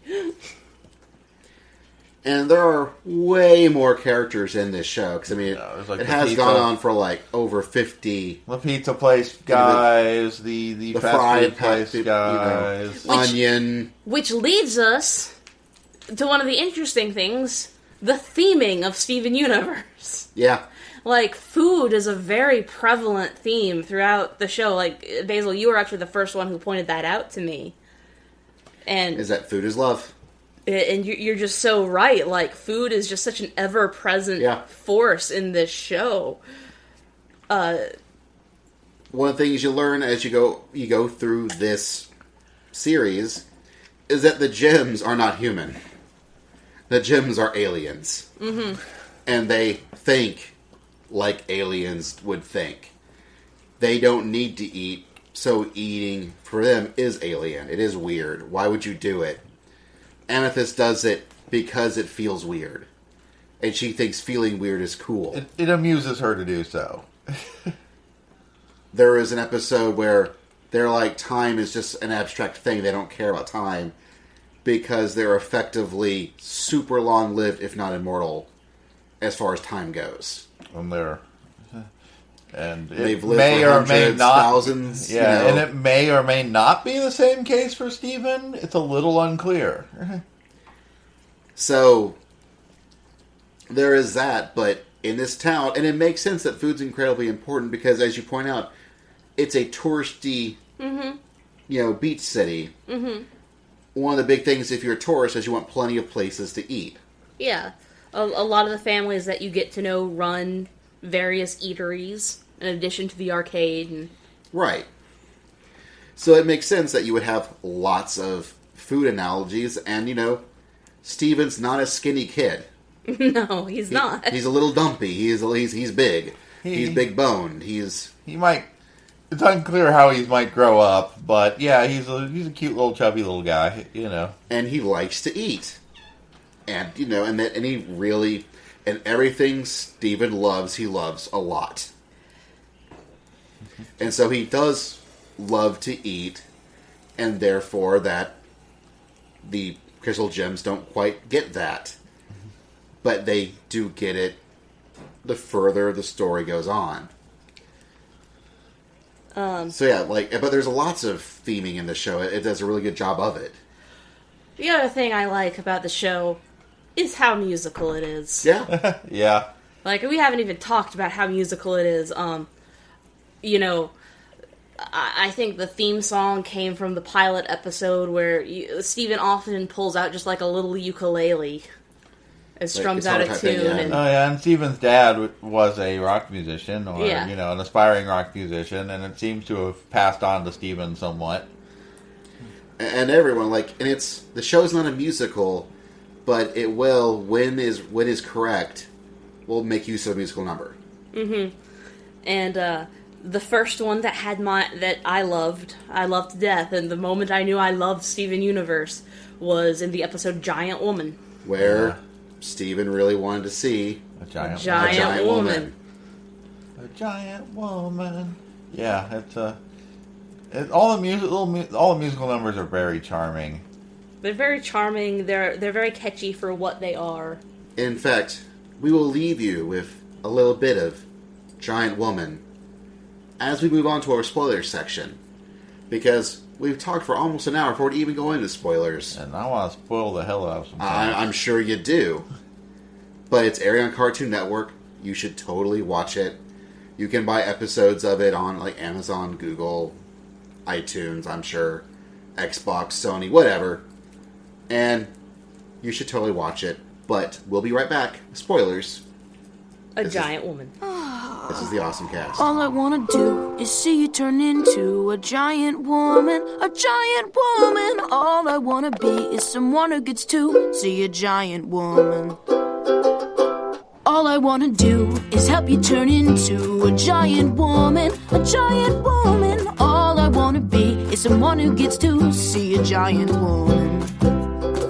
Oh, I know it'll be great, and I just can't wait to see the person you are together. If you give it a chance, you could do a huge dance because you are a giant woman. You might even like being together, and if you don't, it won't be forever. But if it were me, I'd really want to be a giant woman, a giant woman. All I want to do is see you turn into a giant woman. Are the Crystal Gems. They're here to save the day, and if you think they can't, it's because they're freedom fighters from a race of crazy alien rock people who want to carve out the earth for their own resources. Ronaldo was right the entire time. He was. He really was. Oh my god. That episode, it's so, there's some of the stuff that he's, spouting off, and Steven goes, well, that's just us and the Crystal Gems. Well, that's just us and the Crystal Gems. But you don't realize how right he actually was with all of it. And that's one of the things the show does, is that they'll tell you things, but then it's totally like Cookie Cat from the very first episode. He left his family behind! They're referring to Rose. Maybe. It's Story of Rose. She was replaced with a pink lion. It may be referencing Steven and what happens later on in Season 2 that we don't even know about yet. It could be, but we're talking about Season 1. Yeah, but that's also not in spoiler territory. That's into speculation territory. So, the episode Giant Woman is where they introduce the concept of gem fusion. Yep. Where they can where two or more gems can combine together to form a bigger, more powerful form. And I also called it. With that... Goku and Vegeta together again. So, Opal was the combination of Pearl and Amethyst. And they don't like to do it because they're so radically different. I like that the fusion is accomplished through dance. Yes. It's... And not the weird, goofy dance. Not like the fusion dance for Dragon Ball Z. But, Pearl... Pearl would have you believe it is an elegant dance. It's really just I would almost say that it is them making their bodies vibrate in rhythm with each other so that they can achieve the fusion, but that's trying to actually apply science to any of this. But, Pearl has this graceful, delicate ballet-type movement, and Amethyst wants to just shake her ass. Yeah. And so they don't necessarily go together very well, and it's sort of implied they really have difficulty maintaining their fusion for any length of time. Except when they're very of one mind on a subject, which almost never happens. Which, the episode where Steven fuses with Connie, Yeah. like, oh my god, Steven and Connie made somebody hot. Stevani. Stevani was hot. With a hot person of indeterminate gender. And, oh my god, like, that, I went back and watched that episode after I saw the finale, and, like, I just rolled in that episode. Like, just back and forth, I rolled in it. Because, like, there's a moment where when Stefani is first formed, and Garnet and everybody else is like, oh no, Steven fused I don't think this with is entirely appropriate.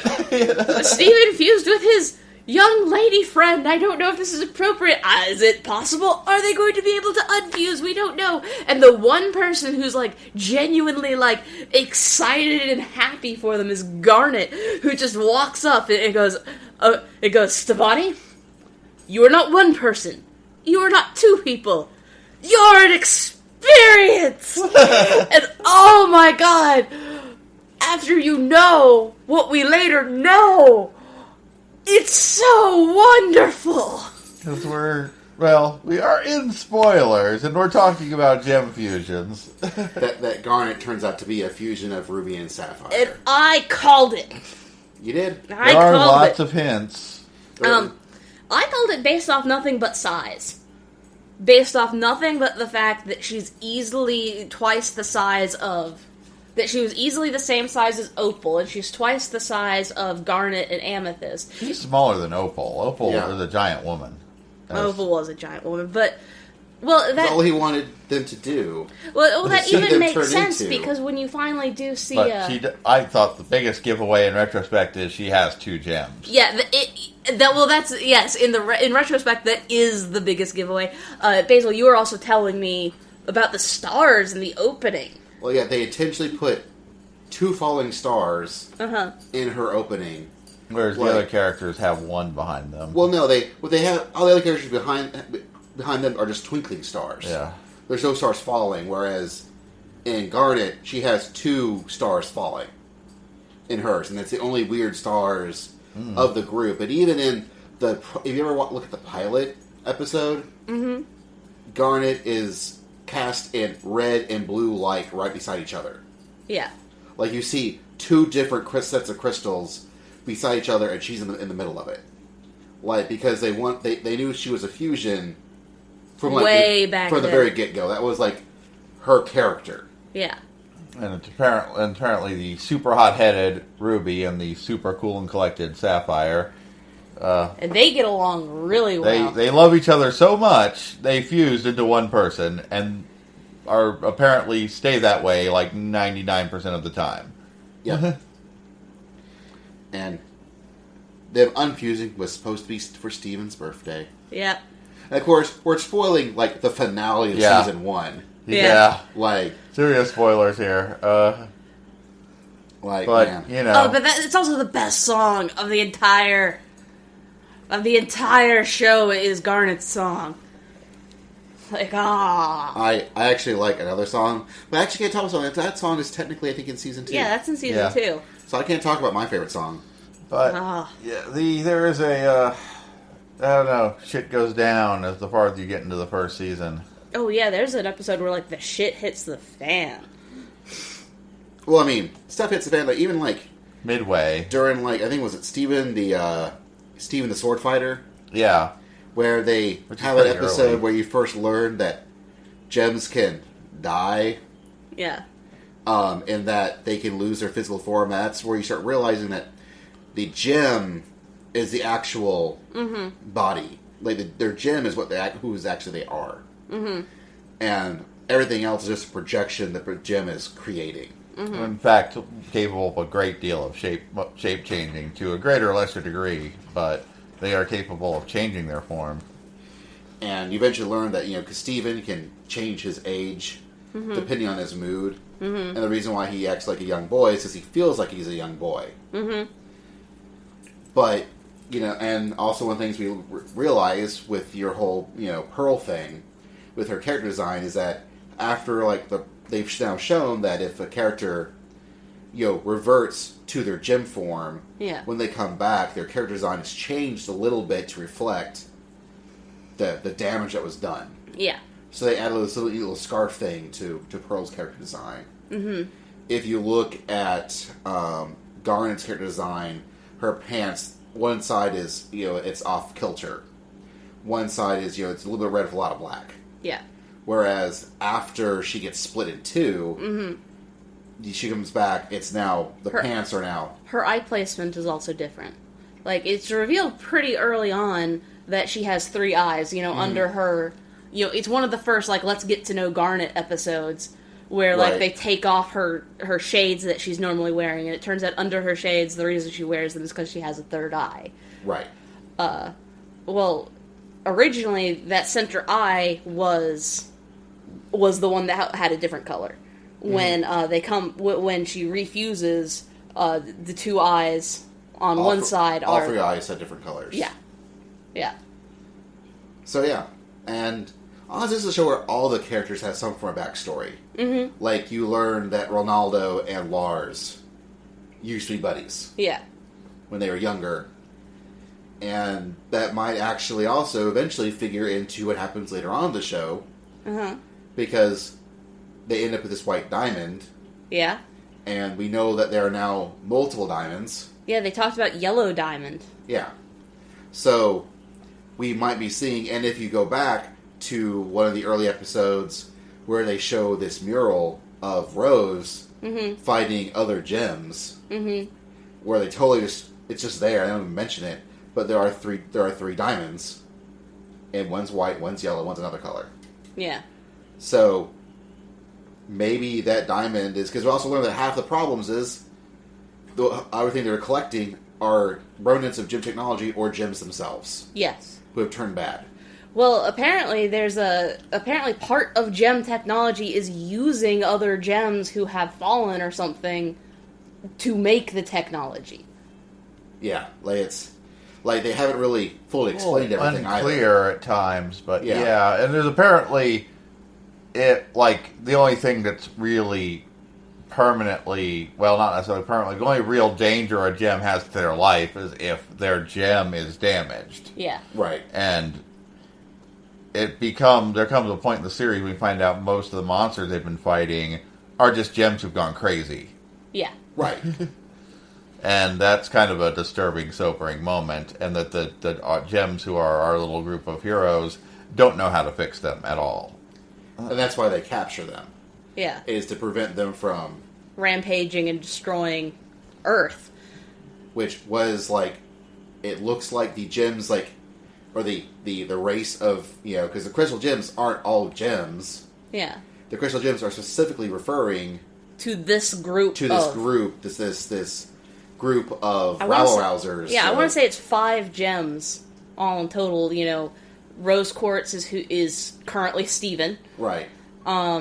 Amethyst, Pearl, and Garnet is being the combination of Ruby and Sapphire. Yeah.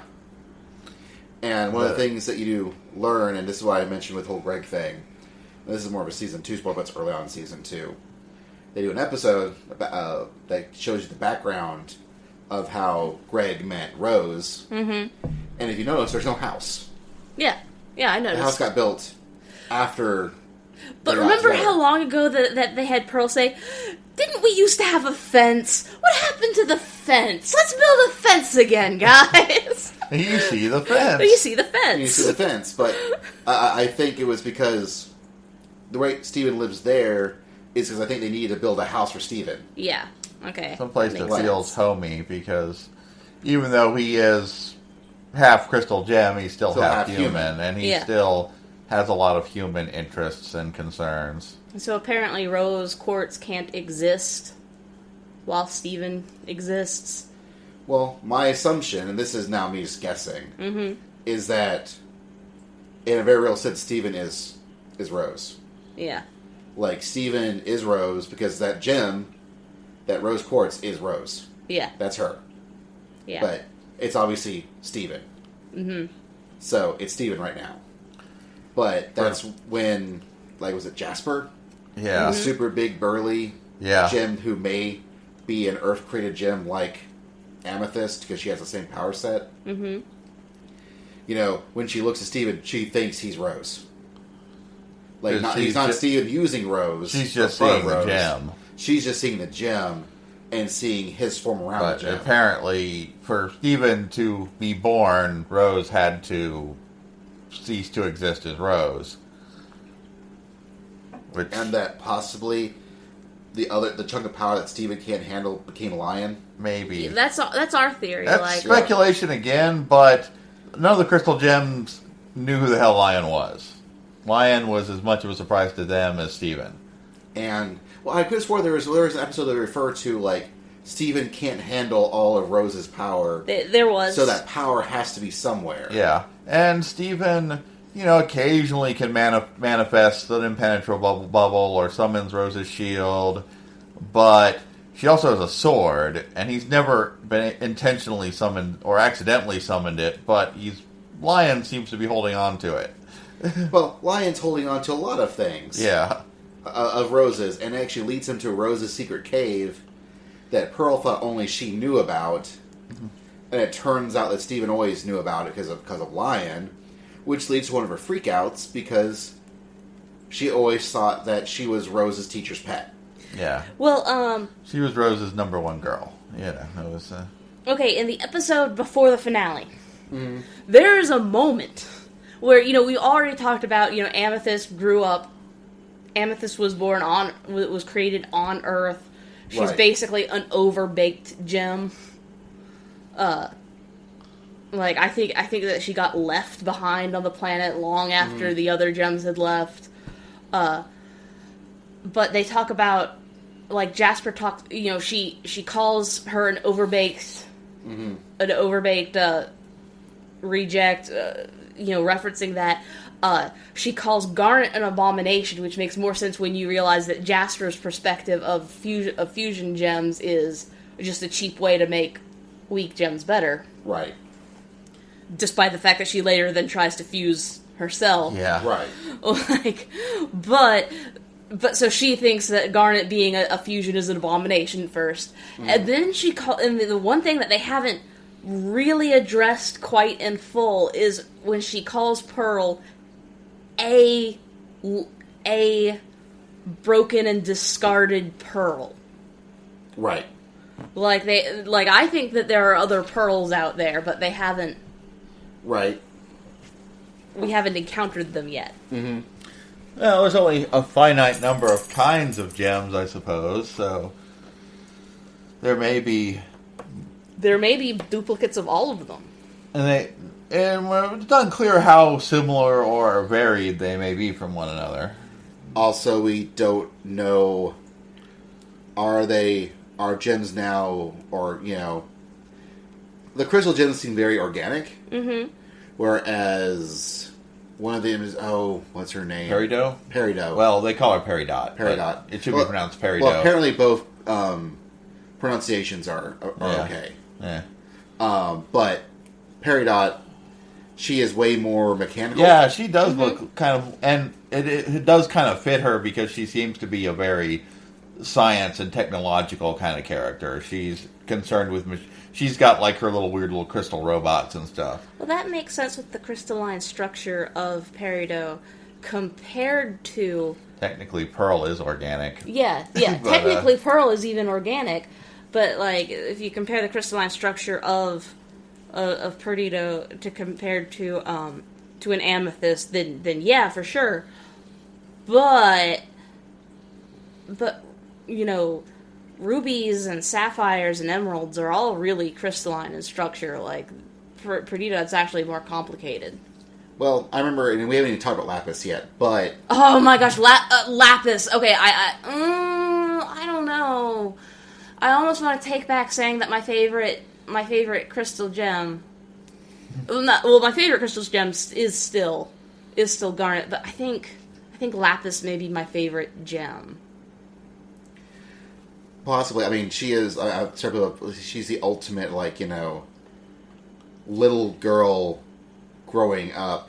Yeah. You know, she's the perfect, like, damaged, pretty creature. Yeah, the tormented waif kind of character. Like, that, you know, when you're young, you can super relate to. Yeah, well. And even when it seems like things are going good for her, things are kind of go to shit anyways. Well, she follows a thematic presence of like a fairy character. You know, just like Basil said, you know, the tortured waif. Right. You know, she starts out as a magical item that Steven can talk to. And then you find out that she actually is a person with her own sentience and conscience. She's a damaged gem, one with a little bit more sense of herself than the monstrous ones have, but still that Steven heals. Yeah, Steven, and it's the first time anyone's pulled that off. Yeah, Steven succeeds in rescuing her, and she at first goes a little bit crazy as sort of like as a genie out of the bottle kind of situation. Steals the ocean. But you know, Steven's able to talk her down, and she eventually just leaves. She wants to go back to her homeworld. But then she gets captured. Well, she comes back and communicates with them and says, "Yo, you best be scared. Mm-hmm. Gem Homeworld ain't like it used to be.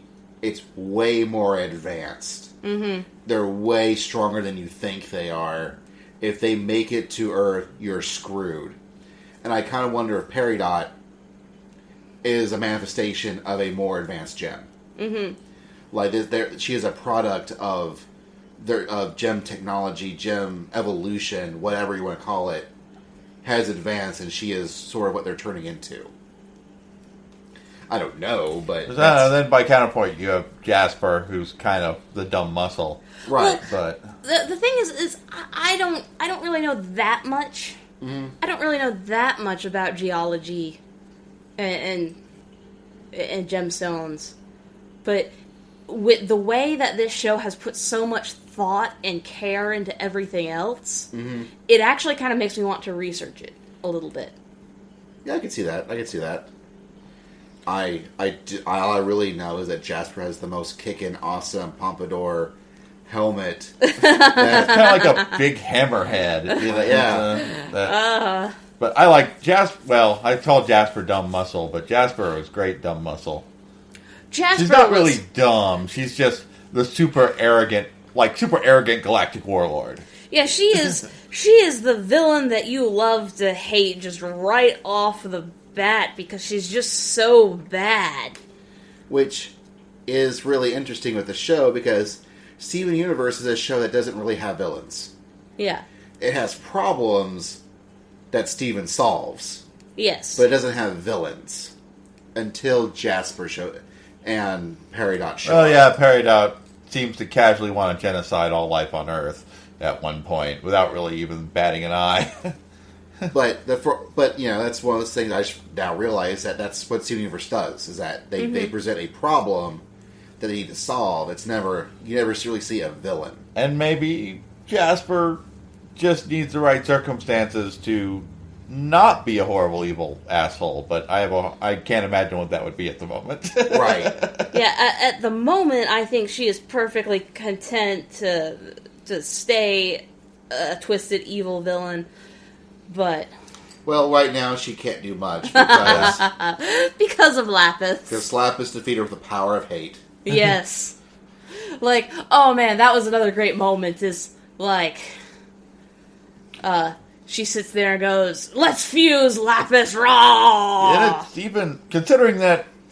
Well, okay. And considering that a lot of the little fusion dances seem vaguely sexual... Yeah. That Jasper is decidedly rapey about it. Yeah. Yeah. Very forceful and just kind of grabs Lapis. Well, it's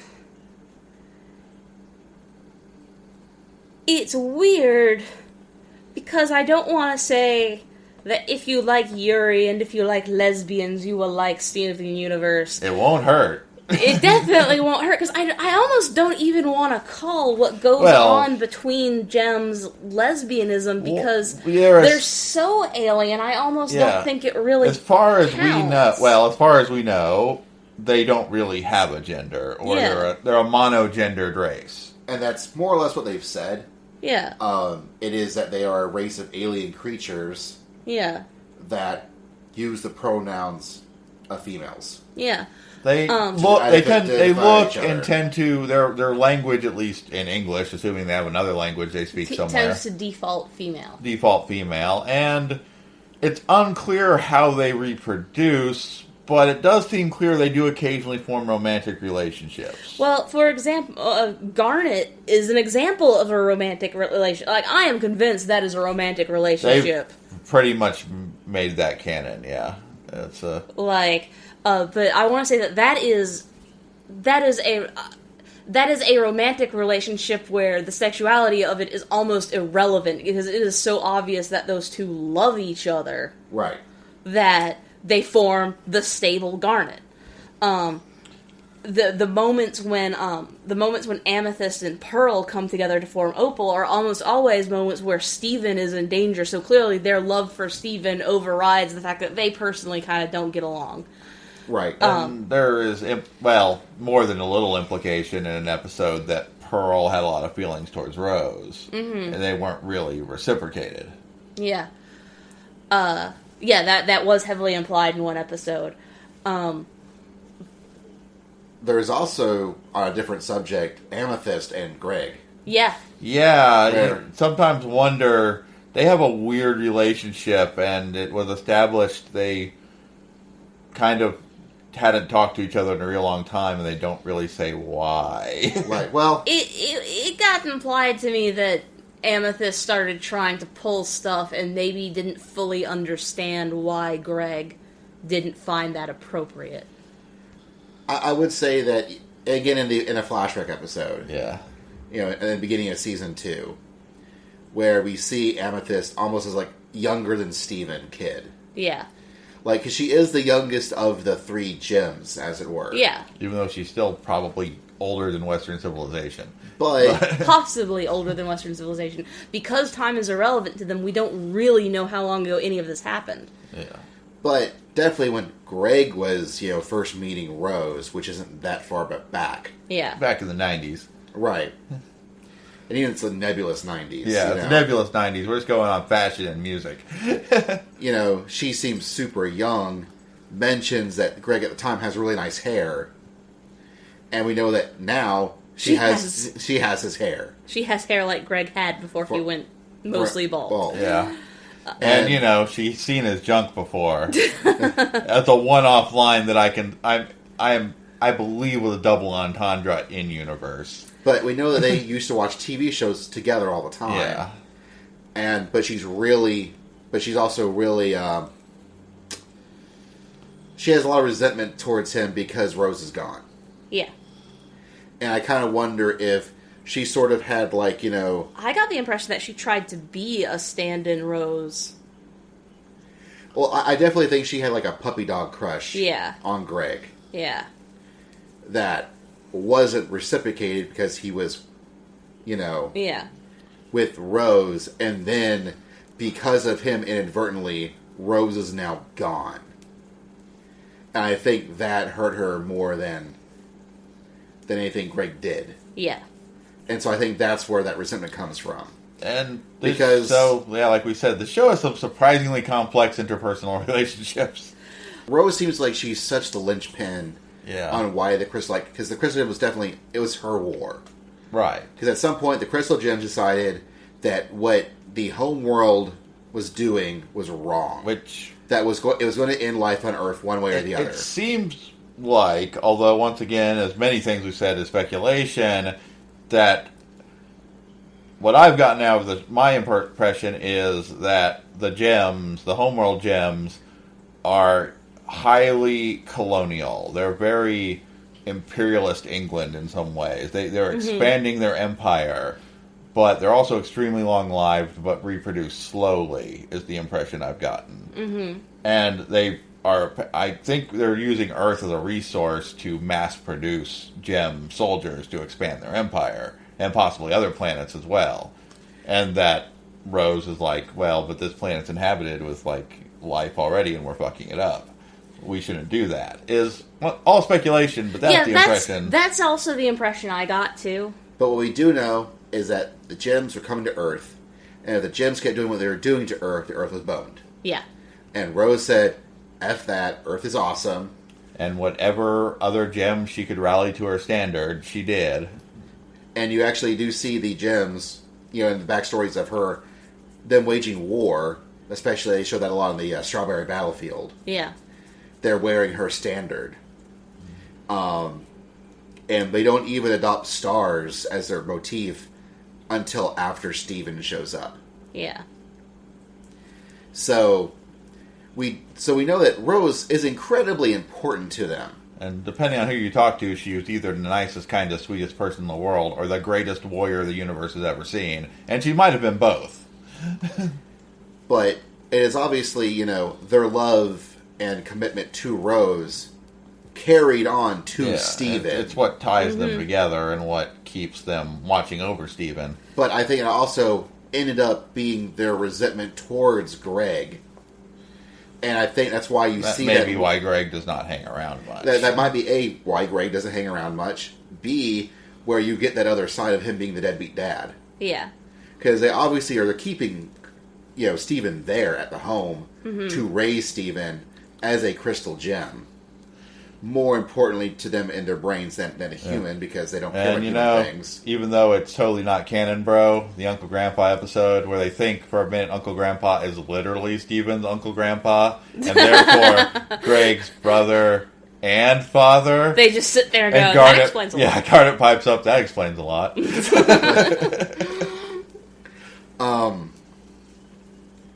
No, I think I think it's also good, the duality of, according to them, Greg is told his deadbeat dad he shouldn't be around, whereas Steven thinks his dad's the coolest guy ever. Mm-hmm. And so you do get that duality, and I feel that as the show goes on, the gems warm up more to Greg.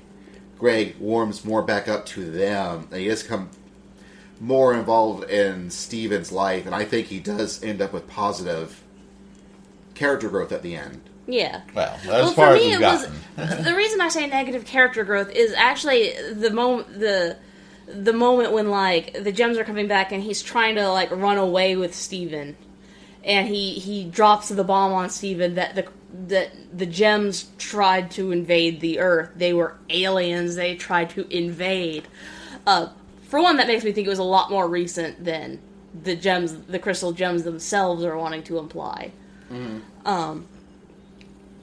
But it also it's that moment of panic that really sits there and makes me go, okay, he doesn't really know as much as he's kind of implied himself all along that he knows about what's going on. He's more or less like all the other humans in the show who don't really get what the gems deal is. Mm-hmm. And that's actually what I more meant by the negative character. Oh, the mayor. Wondering if Steven's 3 sisters are around. Especially Pearl, the hot one. Oh, I still love the, I don't know if anyone has seen the House of Cards parody art that was House of Gems with the mayor and Pearl. No. That exists out there. Someone wants to ship that and ship that hard. Although I'm fairly convinced Pearl, if she has ever thought about, humans and sex, she probably threw up a little. Yeah, probably. I don't think... Well, and it's funny, I really, really like Pearl. She's a kind, she's an intelligent character, and she's incredibly racist. She is. She's racist against humans. It's interesting. It's surprising. She's still largely portrayed. She's not deliberately mean or hateful. She just knows she's so much superior than humans and kind of looks down on them. Well, it's a case of they're aliens. They're fighting this war not entirely because they wanted to initially, but because they believed in somebody who's not there anymore. Right, because they were fighting Rose's war because they were doing it for Rose, and now they're sort of doing it for Steven. And it's through Steven do they actually learn to care about the Earth on the Earth's own terms. And on the people's own terms, but it's still a lot for them to process because they have hundreds to thousands of years of previous contrary life experience. But Pearl is definitely the least connected to humans. Yeah. She has the most difficulty with human stuff. Well, I think that even makes sense because with Garnet being the stable fusion of Ruby and Sapphire, they already understand love on what appears to be a human level. Again, I cite Jasper calling them, like, you know, an abomination or whatever it was she called them. You know, like, I think even among gems it's not really fully accepted, or Jasper could just be a bigger asshole than I'm... Jasper's just mad because she's single, as the song goes. Yes. Which I still think is Garnet telling her she needs to get laid. But... Well, it's a case of, like, you know, someone online I read once pointed out, like, there's an episode, they're playing a board game. It's all food-based. Yeah. And Steven knows all the rules. Steven does all the things. And they're only playing to placate Steven. Yeah. They don't know the rules. They don't understand the rules. They don't particularly want to understand the rules. They're just sort of humoring him. And it's sort of this... And for a long time in the show, that's sort of what they do. You know, there have been many times where you'll notice that Steven will go off do stuff in the city. He'll come back. They're doing something else different. Late in the season, that gets to be a really big... That gets to be, like, a really big thing, like, because they're worried about Perdido coming. Yeah, Peridot coming back and what they're going to do because they got a warning, you know, from Lapis that, yo, you best get ready, but you're not going to be ready. Yeah, you're liable to be completely over your head, and they're genuinely worried they will be. And it was a pretty awesome episode where they're getting ready for it, and they go back to their original catch line, you know, Steven and Dad's big thing. If every pork chop were perfect, we wouldn't have hot dogs. Which is sort of one of the biggest important lessons you can steak. You can steak from Steven Universe. Yeah. Is that, you know, no one's perfect, and that's okay. It's a simple lesson that a lot of things do, but I think Steven Universe does it the best out of a lot of things. They even reveal at one point that the first kind of episode that you see as part of the main series was really more like a test for Steven. Mm-hmm. And he kind of failed the test. Right. But they're still giving him chances to grow and learn anyway. And there is eventually a time where they give Steven a quote-unquote real test. It's not real. Yeah. That he actually aces and goes beyond, not because of skill, but because of maturity. Yeah, just because he's just grown up so much since that time. Like, you know, things like the hamburger backpack, like things like that gradually kind of stop happening, but they kind of stop happening because Steven grows up, not because... Right. Not because that same amount of whimsy and comedy isn't still present in the show. Or even present in Steven, that just comes out in other ways. Yeah. Because eventually, he brings back the backpack. Oh, yeah. Like, in the final couple of episodes of the first season, they bring back a lot of things, sort of tying thematically a lot of things together. Mm-hmm. You know, they mentioned if every pork chop were perfect, we wouldn't have hot dogs. They bring back the cheeseburger backpack. Mm-hmm. They bring, you know, this and that to the forefront. Like, it all sort of just comes to a head that ends up with Steven getting captured and them, you know, and then them going to go... Well, they all get captured, I guess. Don't yeah, they? they'll get captured by Peridot and Japser. And then, you know, Steven rescues them because he's a human gem hybrid. His humanness actually renders him invulnerable to some of their anti-gem gadgets. Or at least it doesn't seem to especially hurt him, other than make his hair stand on end. Right. It's a good show. It is a really good show. So, we're going to take a small break. More musical play. We'll be back with some questions from the internet. This is Garnet, back together. And I'm never going down at the hands of the likes of you, because I'm so much better. And every part of me is saying, go get her. The two of us ain't gonna follow your rules.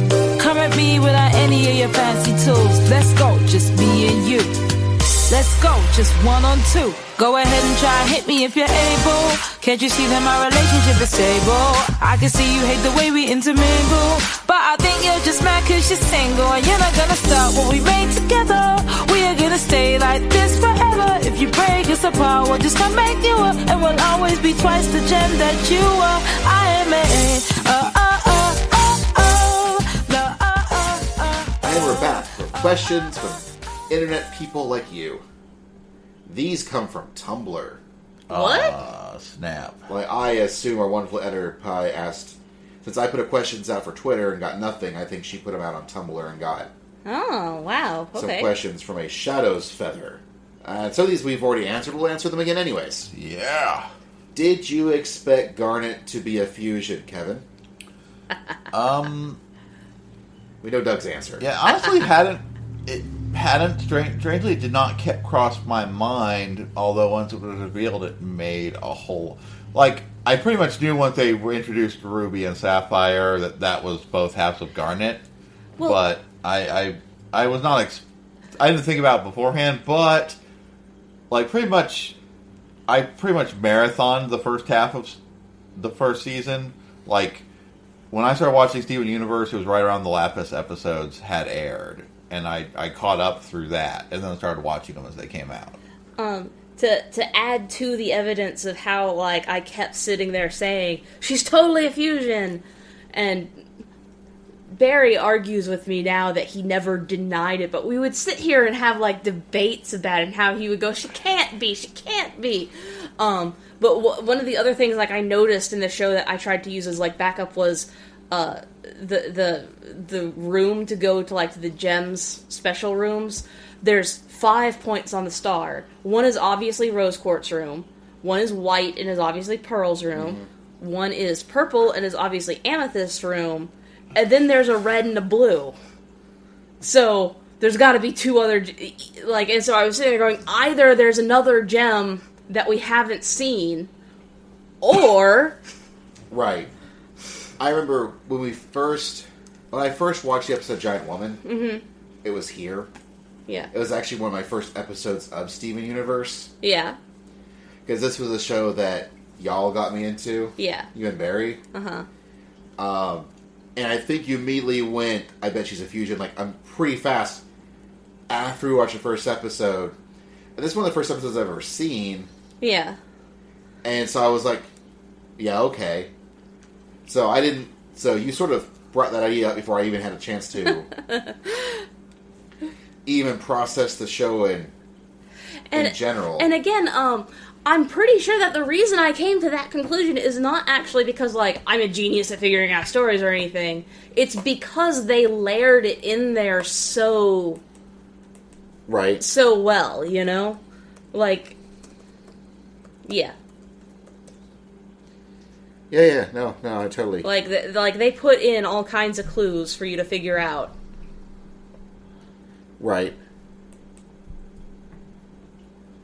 And yet, it was still such a wonderful reveal when it happened. Like, because while they did layer in all these clues, they didn't, like, come out and tell it to you. Right. So it was still a bit of a surprise when you found out, hey, this crackpot theory I had about this children's cartoon was correct. Yay! Right. And that's another thing I love about Steven Universe. It feels like it happily surprises you a lot of the times. Yeah, and it's a children's cartoon you actually want to think about after you've watched an episode. You know, as opposed to My Little Pony, which I do love My Little Pony. Mm. But a lot of times you see elements that happen in My Little Pony, and you know for a fact that what has happened is that they have come out with a new line of toys.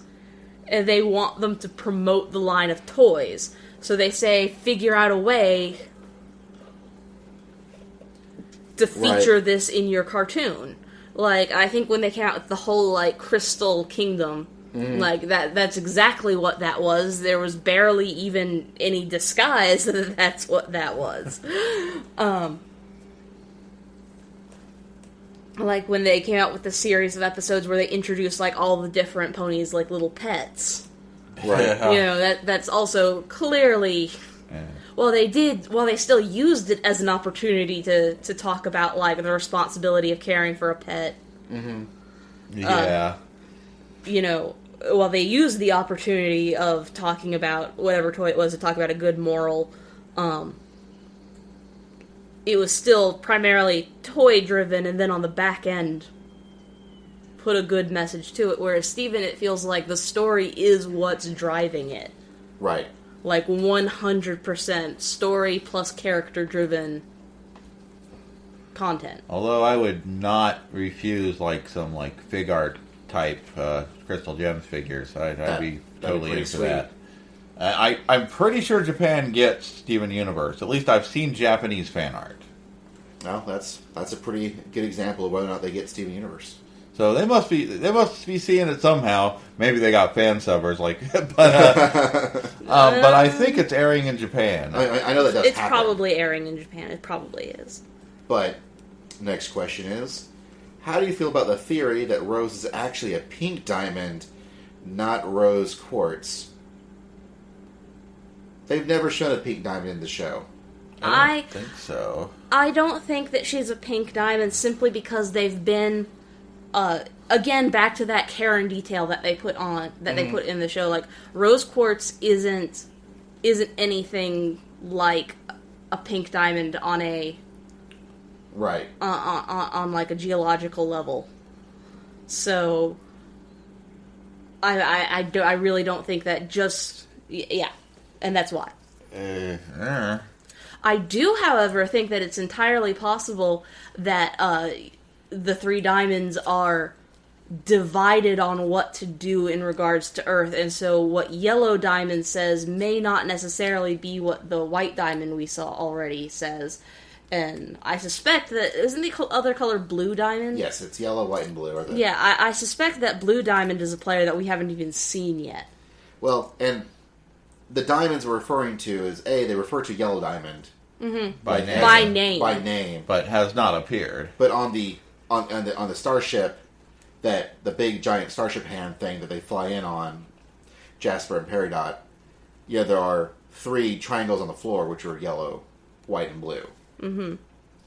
So that's why we think there are 3 diamonds, because there are 3 diamonds on the floor. So, we'll see. Another question is, what's your opinion on the 3 gems? 3, you say? Sadly, I think we've already answered that pretty much over the course of... I think in order to answer that question, I have to say, listen to all of the podcast. How about, I'll change it. Who's your favorite gem of the 3? Remember, Garnet does count because Garnet is an experience. A conversation. Oh. Their fury, their patience. It's so hard to pick because they're all pretty awesome. Just see if we're ruling out fusions. I almost want to say Sugalite, who is the fusion of Garnet and Amethyst. That is fine. That is fine. It is kind of allowed. Which, interestingly enough, voiced by Nicki Minaj. It is kind of the token evil teammate. Yeah. It's because she does still weirdly retain the general, like, she likes Steven and, is concerned about his well-being, but she does not see anything wrong with just completely wrecking everything in her path. Probably because Garnet is a fusion, and so you kind of got a double dose of crazy rageaholic from Ruby and Amethyst, with only Sapphire to serve as any kind of mitigating factor.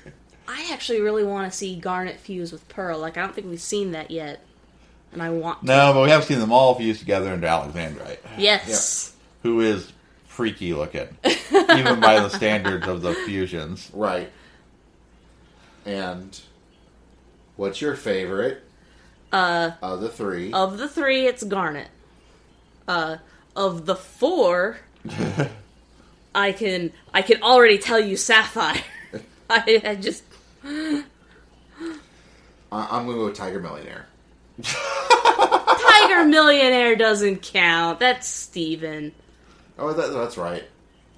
Well, I'm still going to Tiger Millionaire. Anyways. Cop-out answer. More people answer. More people need to cosplay Tiger Millionaire. I'm just putting that out there. It's probably actually, it's probably Garnet. But you already said Garnet, so I couldn't say Garnet again. Well, and just because I specify one as my favorite doesn't mean I don't like all of them. Yes. I'd love to talk astrophysics with Pearl. I'd like to just, throw out with Garnet. And I'd like to do wild and crazy things with Amethyst. If I had to pick my favorite powered being, I would say Lion. Lion is, in fact, probably my favorite one of the magical powered bunch. Because Lion's pretty much just a lion. Yeah. Who totally understands everything that's going on around him. He just sometimes chooses not to because he gives no shit. Because he's a lion. Because he's a lion. And it in no way impacts his lion day. Next up, do you like Steven's dad? Yeah. I do. I like Greg. He's... you're talking about the character growth. I think the one with, I'm glad he's not my dad. Yeah. But I still like him. I would hang out with him. I like that, he's kind of wacky. He's kind of airheaded sometimes. But, especially, the episode with, the snowstorm. Well, and bottom line, he has Steven's... Yeah, he shows he really cares about Steven on multiple occasions. He has Steven's best interest at heart. And... although it is kind of obvious as time goes on that he kind of was really depending on Rose to be the smart half. Yeah. of the two. Uh-huh. So he was probably perfectly fine letting the gems, sort of take the wheel as far as rearing him goes. Well, it's not like he's been absentee. They're always referencing... Steven is always referencing things that, he and his dad always do this together. And It's true. so it's not like he's been an absentee dad, or even that he's really been a deadbeat dad. He's the dad of a son with magical powers that he doesn't understand. Yep. And he does... He's out there, and he's always there when Steven needs to talk to him. Mm-hmm. And then finally... do you think the statue of the temple is a fusion of the three gems and Rose? Yes. Quite possibly. Yeah, that or the statue is actually their spaceship. Yeah, could be. I like the idea that that's maybe, if they all fuse, what it would look like. And but actually this makes me wonder, because there was the episode with fusions where they kind of tried to see if Steven could fuse with any of them. And he had no luck with it, although he did fuse with Connie. Well, they've made this weird sort of implication that number of arms is relevant to how many people are in there.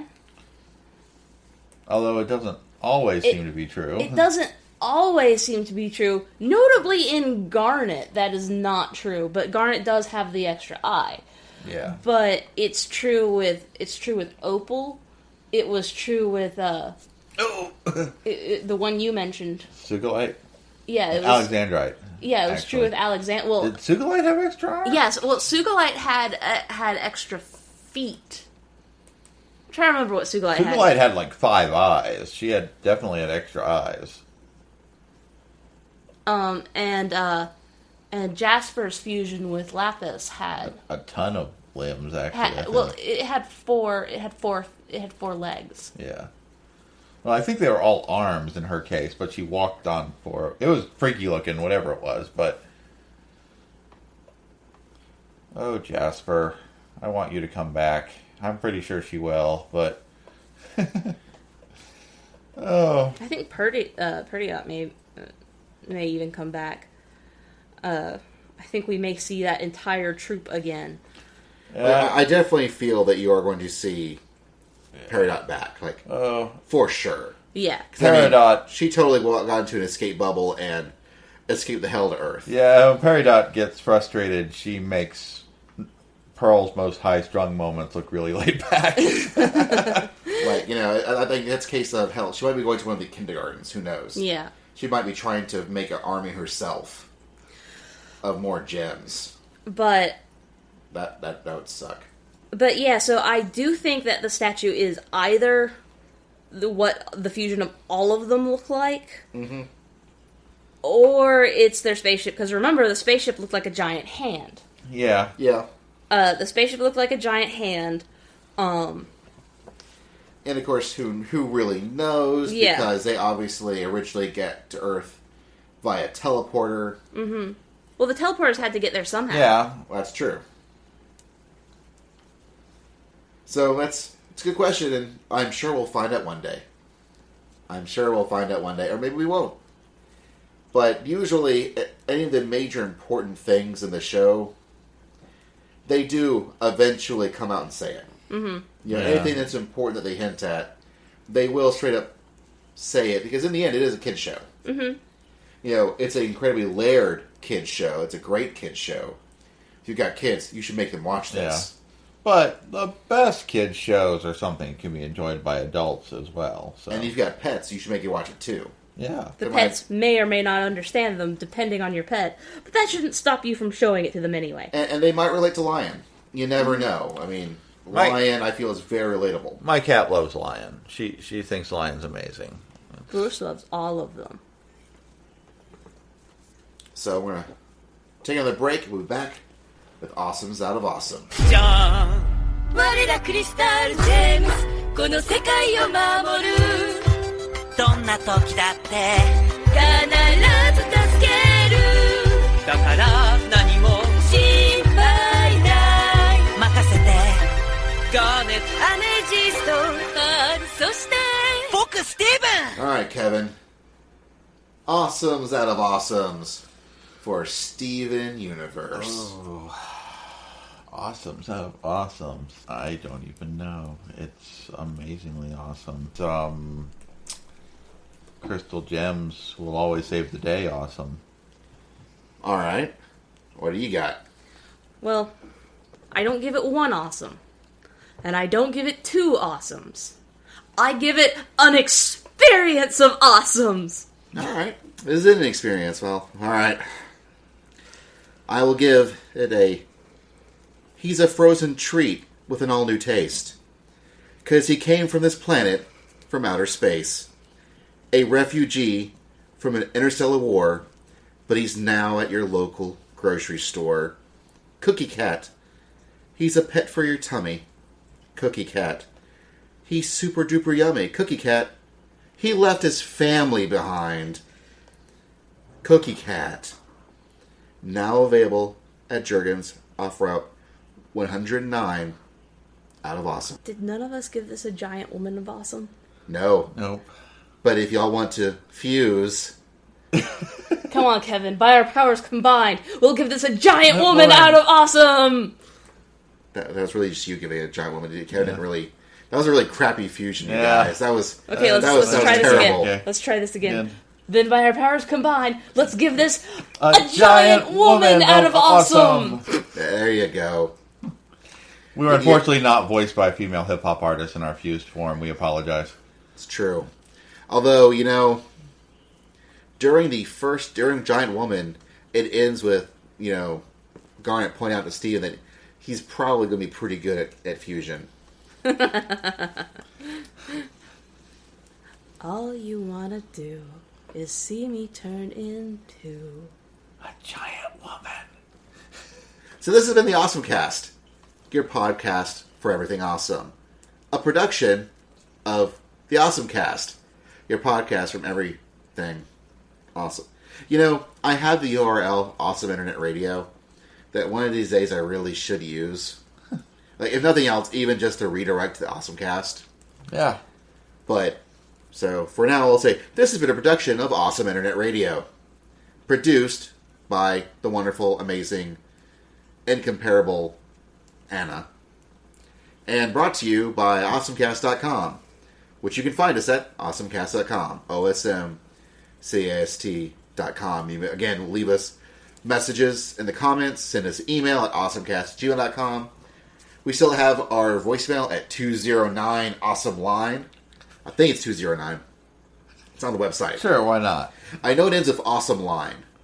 Like, I made sure that was right when I set up the Google Voice for it. That it spells awesome line. But, again, please we now use simplecast.fm as our RSS feed. If you could do us a favor, if you've not changed it over yet, please do so. Because again, when I move this RSS feed over to the new one as a redirect, I don't know if it's going to work. Anyways, thank you for listening. We're glad to be back. And we will be back more regularly than we have been. For sure. But until next time, we're out.